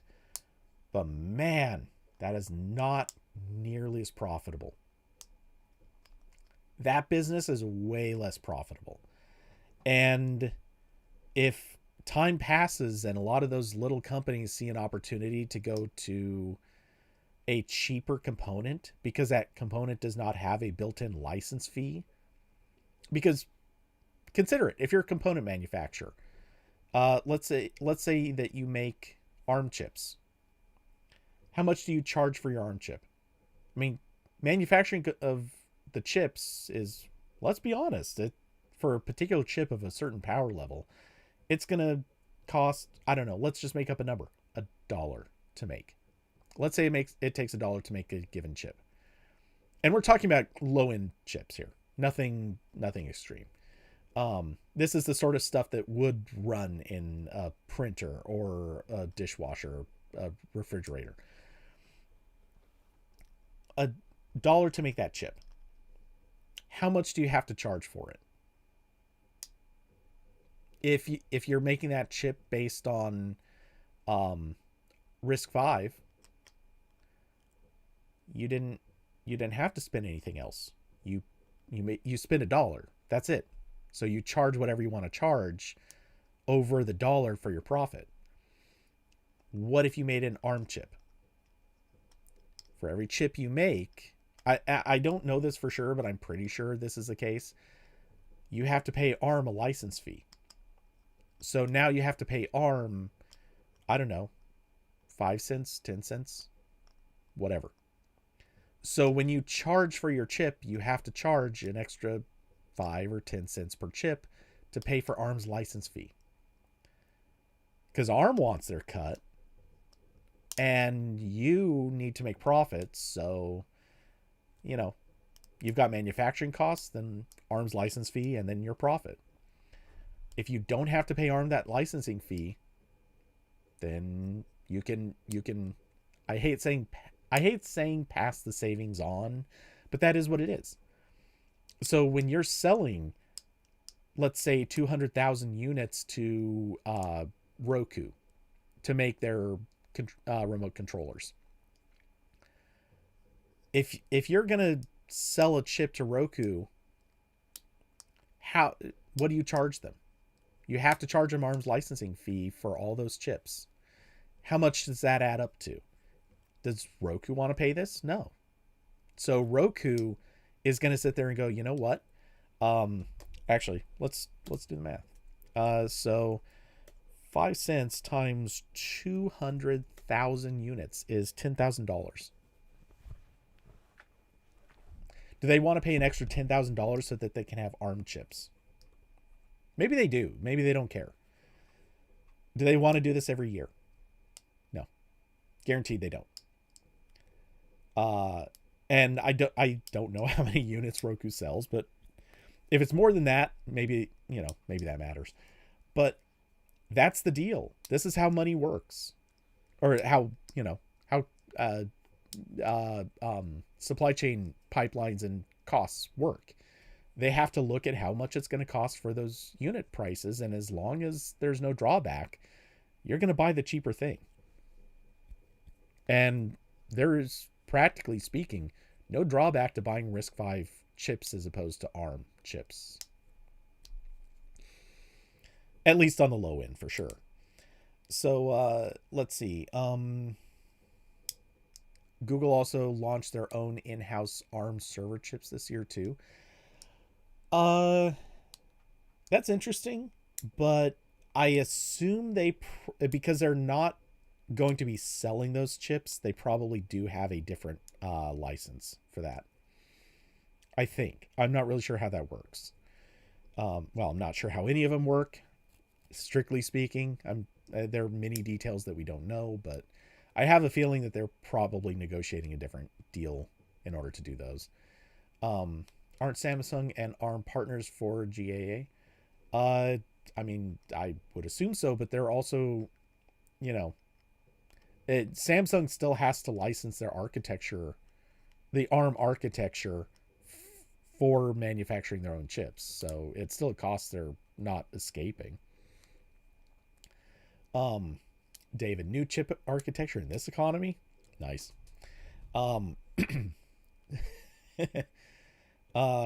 Just take the government handouts and never deliver like Intel.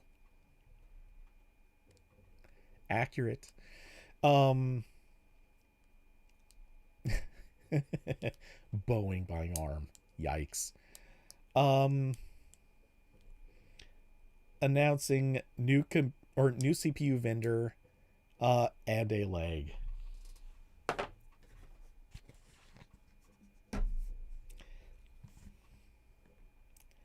You're making me wish that this wasn't empty. I like that. So yeah, at the end of the day, look, I think if ARM overplays its hand and forces Qualcomm off of ARM, I don't think we're going to see ARM in a very significant position in 10 years. Or will everyone will be in say 10 years, everyone will be asking how much longer is Apple going to stick with ARM? That may be the question then. So, yeah, that's my oh, app. Okay. I see Hoopy brought up the thing. So Apple signed an agreement with ARM that goes past 2040. Okay. So, granted, Apple may have a different deal, at least in the sense that their contract goes past that point. Um, I still wouldn't put it past ARM to throw a fit or come up with some reason why they need to renegotiate a new deal with Apple, but we'll see. And again, Apple might not care about their deal with ARM if everyone else leaves ARM. That is a very real possibility. They might see this and at a certain point and go, you know what, we're done, we're out. They could abandon ARM just because they have a deal to be able to make ARM chips.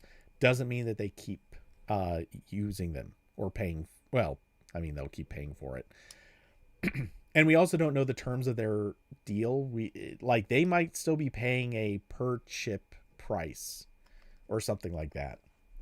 If Apple is paying a per chip price, then who's to say that ARM gets all that much money if Apple stops making ARM chips? That could serve Apple in a number of ways. So I don't know. I mean, we can't know the inner details there. Um uh oh, you reread the GCP blog post about Google Axiom, and so they're using plain ARM cores with Google's contribution being the peripheral bits, which is Tensor. Um okay. Yeah, that makes sense. Um so yeah, I look, I don't, it's hard to know where things are going to go, and again, going right back to what I said a while ago. I think Qualcomm will renegotiate a deal. I think they'll be forced into it unless they can get an injunction. If they get an injunction, who knows where this goes. Um and it could just go to a typical lawsuit where they fight it out over whether or not um, they actually were obligated to renegotiate a contract after the purchase of Nuvia. If that doesn't happen, things get interesting. If they get kicked off, things get interesting. Until that happens, this is all just really deep speculation. The one thing I do think we're going to see for sure, though, they are going to spend money. They're going to spend money trying to determine uh, what's actually going to happen. Um, so yeah. Oh, not Tensor. Most of the talk is about how they're optimized to access block storage and security microcontrollers and jargon. Blah blah blah. Okay, sounds very. We built this for ourselves, but you can pay us to use them too. Nice. Um. So yeah. Uh, Honestly, I think we're gonna have to wait and see what happens with the legal cases. Until those get sorted, this is a non-story. But I think no matter what, ARM has set in motion something that they probably will come to regret, which is basically a legal fight. Straight up, they started a legal fight, and it was a dumb idea. Um, because frankly, Qualcomm has every incentive now to just walk away, or not walk away today, but walk away eventually. Okay, so, um, there's a meme in memes. Um, um, nice. I like this. That's appropriate. Um, uh, Wait, is that the one? Yeah, okay, that's the one. The other one's good too. I mean, the other one's solid. Um, okay, so, well, really quick, let's skim the Android Authority article that you linked like an hour ago. Or wait, was it you or Austin? Um, I have to scroll way up there for this one. Austin. Okay, yeah, Austin brought it up. Full Tensor G5 specs reveal big and small changes coming to Pixel 10. Really quick, how long is this? Because my throat's starting to get raspy.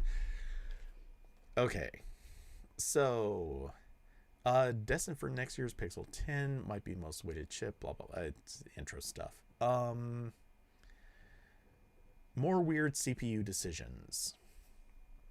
The Pixel 9's Tensor G4 featured an upgraded CPU cluster compared to its predecessor, at least on paper, because in practice the performance is only marginally faster, just 6% quicker in multi-core tests. This is because Google dropped a mid-cluster core, probably in an attempt to reduce power usage. Yeah, and people did question that, but overall, I don't think that turned out to be a particularly bad choice. The Tensor G5 upgrades the CPU cluster again, but not in a way you'd expect. Google has decided to keep the same single ARM Cortex X4 primary core, which is an interesting choice given the new Cortex X925 promises big improvements.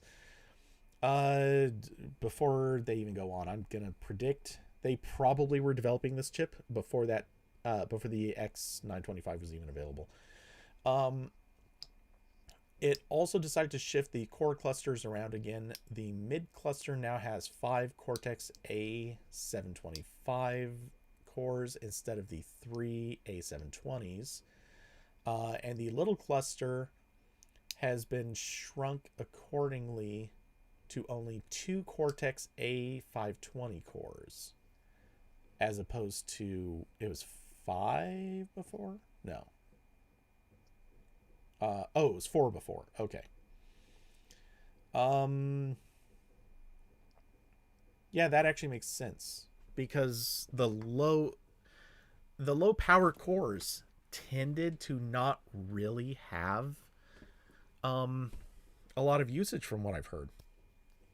So you need to have 2, or well, it's good to have more than 1 because you might have secondary processes going on, but a lot of times if you need to spin up more than a couple of these cores, it actually makes sense to run it on a mid power core because you're going to get each of the processes done way faster, and that way you don't have to keep everything running on like 4 separate cores.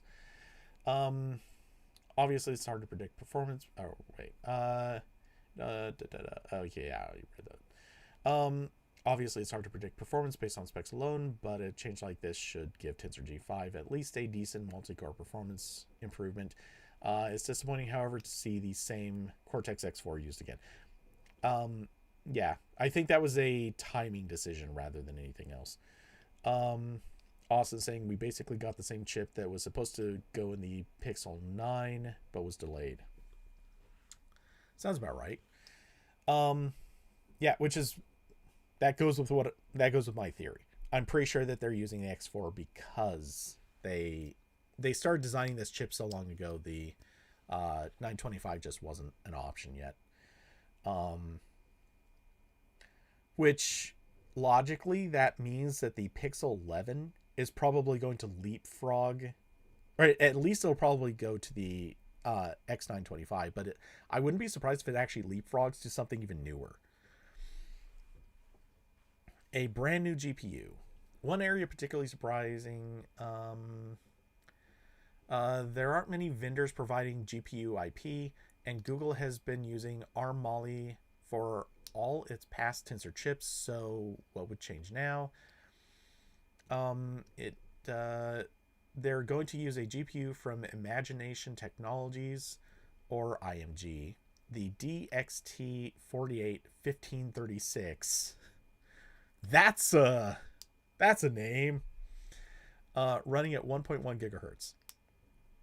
We don't know much about the new GPU except the two interesting details. First, it will come with ray tracing support, which is new to Google chips, which typically skip such gaming features. Okay.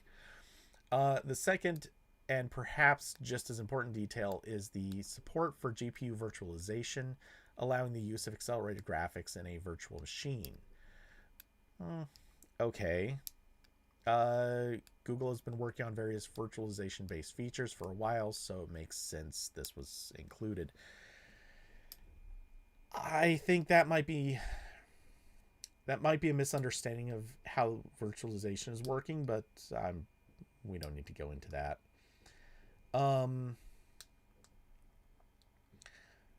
Let's see. G5 desktop mode. Let's go. That'd be interesting. So yeah, basically, yay. The ray tracing I think is more interesting than the virtualization. I think that again, I think that might be a misunderstanding of how virtualization works within Android. But modest improvements for AI. Google's phones have always had great AI features, and AI is obviously one of the main reasons why Tensor chips even exist. By including custom-designed TPUs, Google can achieve much more impressive experiences than would otherwise be possible with an off-the-shelf chip.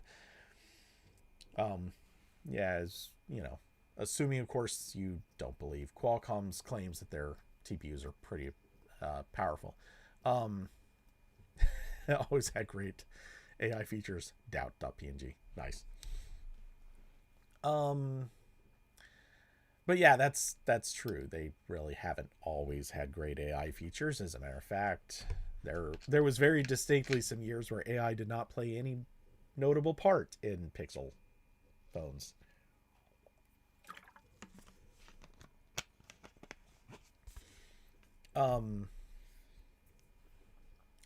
Recorder.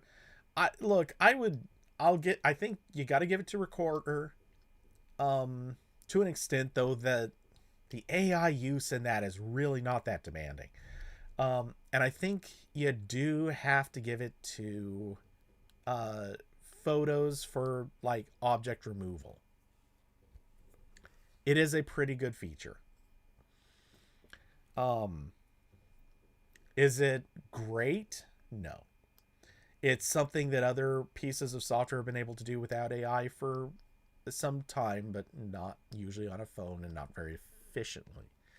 And sometimes not very well. And Google has done it pretty well. But the object removal is either not Pixel exclusive or done in the cloud. Okay, fair point. Yeah, at which point then we're debating, is it a phone feature or is it a product feature? So, yeah. Anyway, going on, this says the Tensor G5 comes with a modestly faster TPU compared to the Tensor G4, which itself was exactly the same as the Tensor G3. The trillions of operations per second value is almost 40% larger, but that doesn't translate well to real-world performance. Google's internal benchmark suggests the new TPU is only 14% faster. The improved TPU also comes with a few new features for Google's developers, such as small embedded RISC-V cores to allow running operations that are not implemented in hardware, as well as support for on-device training. Yeah, okay. it's kind of whatever. As we've already revealed, the G5 is built on TSMC's 3 nanometer class N3E process node, similar to Apple's A18 Pro. Interestingly, the die size is 121 millimeter squared, whereas the Apple A18 Pro is only 105 millimeter squared, making the G5 a noticeably larger chip. Yeah, that is actually a pretty chunky difference. While the specs of Google's upcoming Tensor G5 don't look super impressive on paper, it's worth remembering that it's still a chip that will be in a Pixel phone where software is arguably more important than the hardware. It will be interesting to see how Google utilizes the new hardware. Okay, so the standout detail to me in this is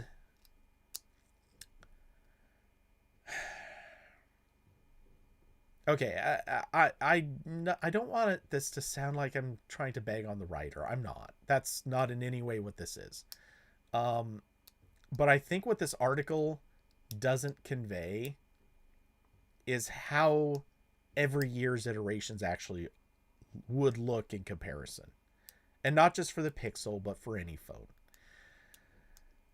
Some years you get the big, huge improvements. Like there is a giant step up.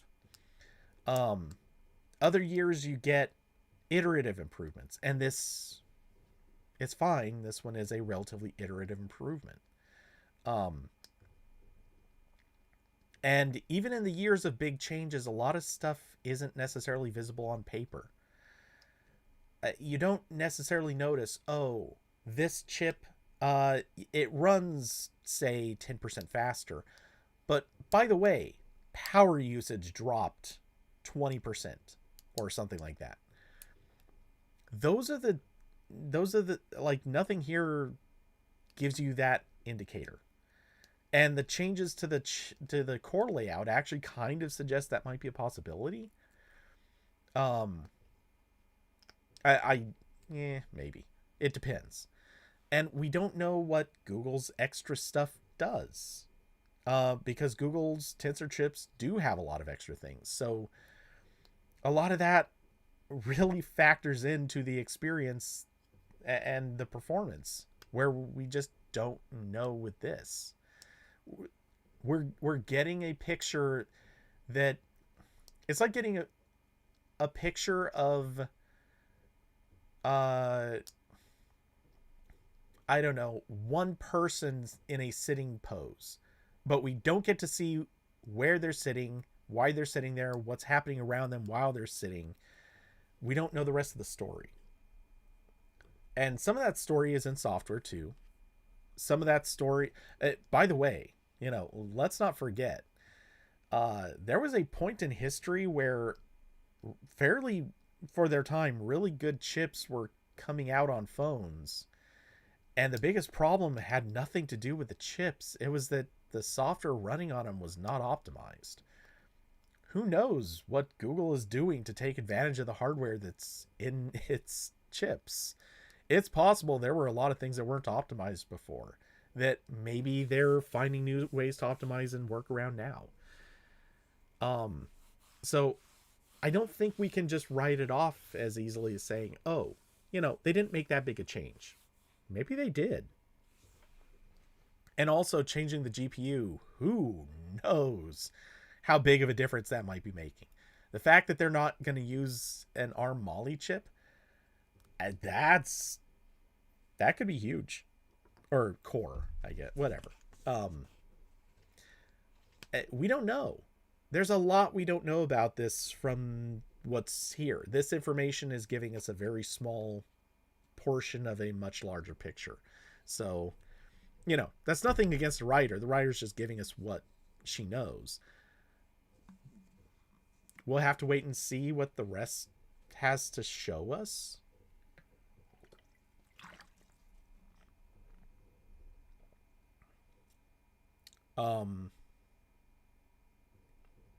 Hoopy, if I can do it on an iPhone in the same app, it's definitely a Google Photos feature, not a Pixel feature.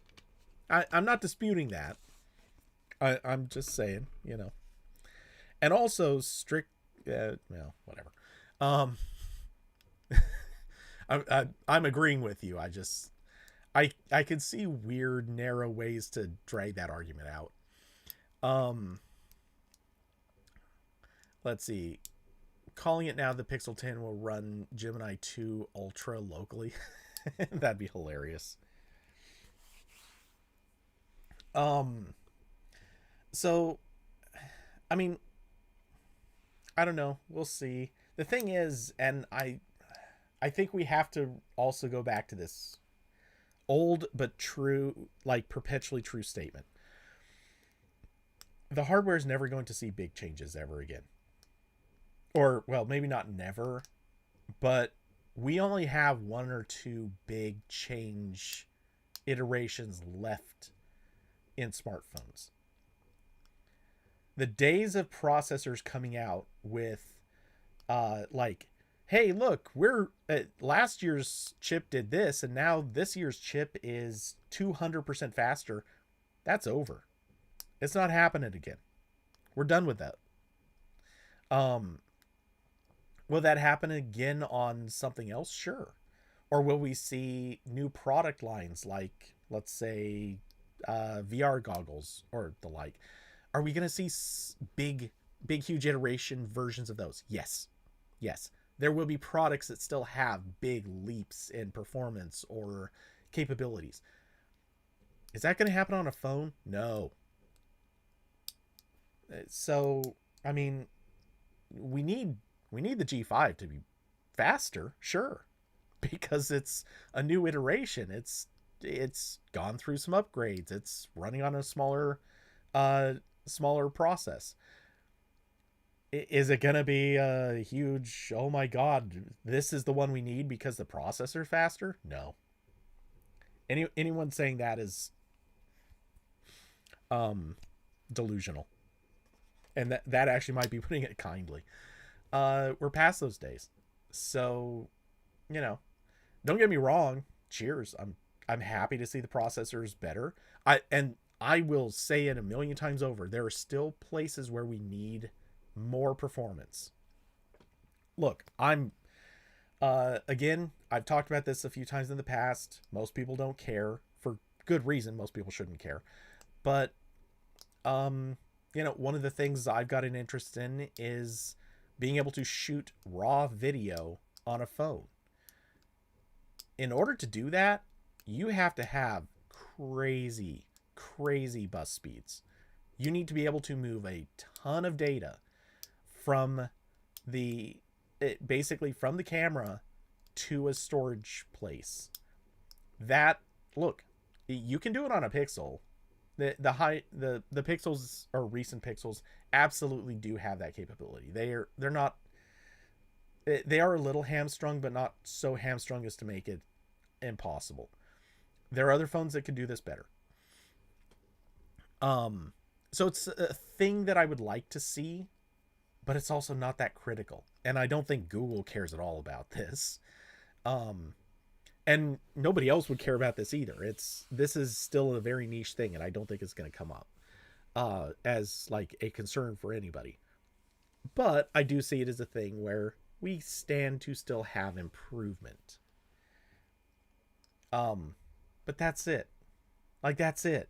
We're not we're not talking about we're not talking about mainstream uses anymore. We're talking about very niche purposes. And someday we'll get there just because everything will keep getting faster and more efficient, more effective. Look, I remember a time in history where if you were sitting down, I'm about to date myself, I know, but I remember a point in history where if you sat down and were like, I'm going to use Excel, I'm going to type a bunch of data into columns, and I'm going to put in a calculation. So you enter your formula in a field and you hit enter, and then you wait. I know this is a weird concept. It hasn't been like this in a long time. But there was a time where you had to wait. You enter your formula, which might just be summing some Might be something like, I don't know, 10 cells or something. And you'd wait. It's been a long time since that happened, but it used to happen. Now, I don't know how many cells you would have to sum up in order to make it actually churn, but let's say, I don't know, 20,000 cells,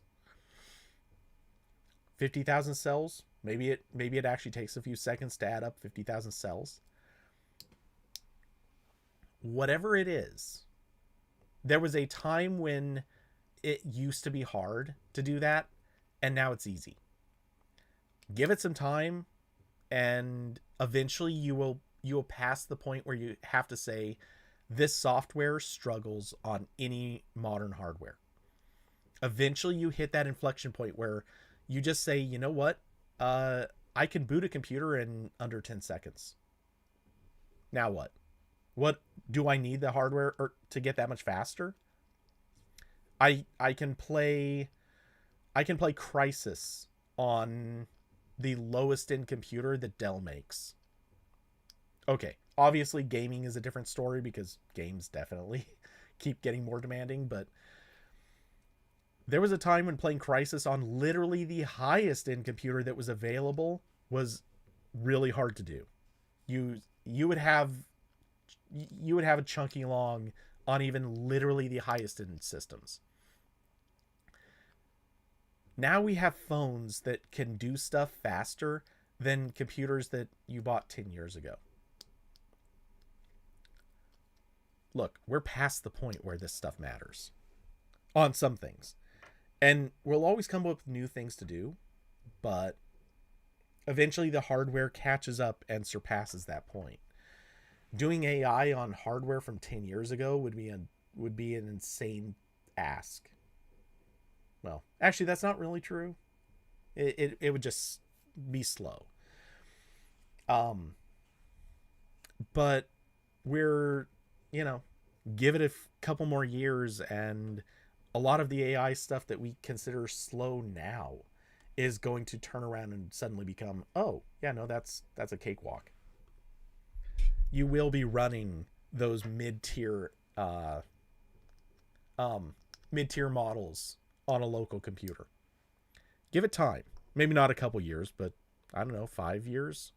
Some of the models that we wouldn't consider running on a computer these days will be standard plays or standard activities. So I don't feel like I'm that worried about each year's iteration on a Pixel or on the tensor chips. I'm more interested to see when they add the features that actually change how it functions in real ways. This is where Stadia could help with old devices. Oh boy. Yeah, there's a lot of things Stadia could have done.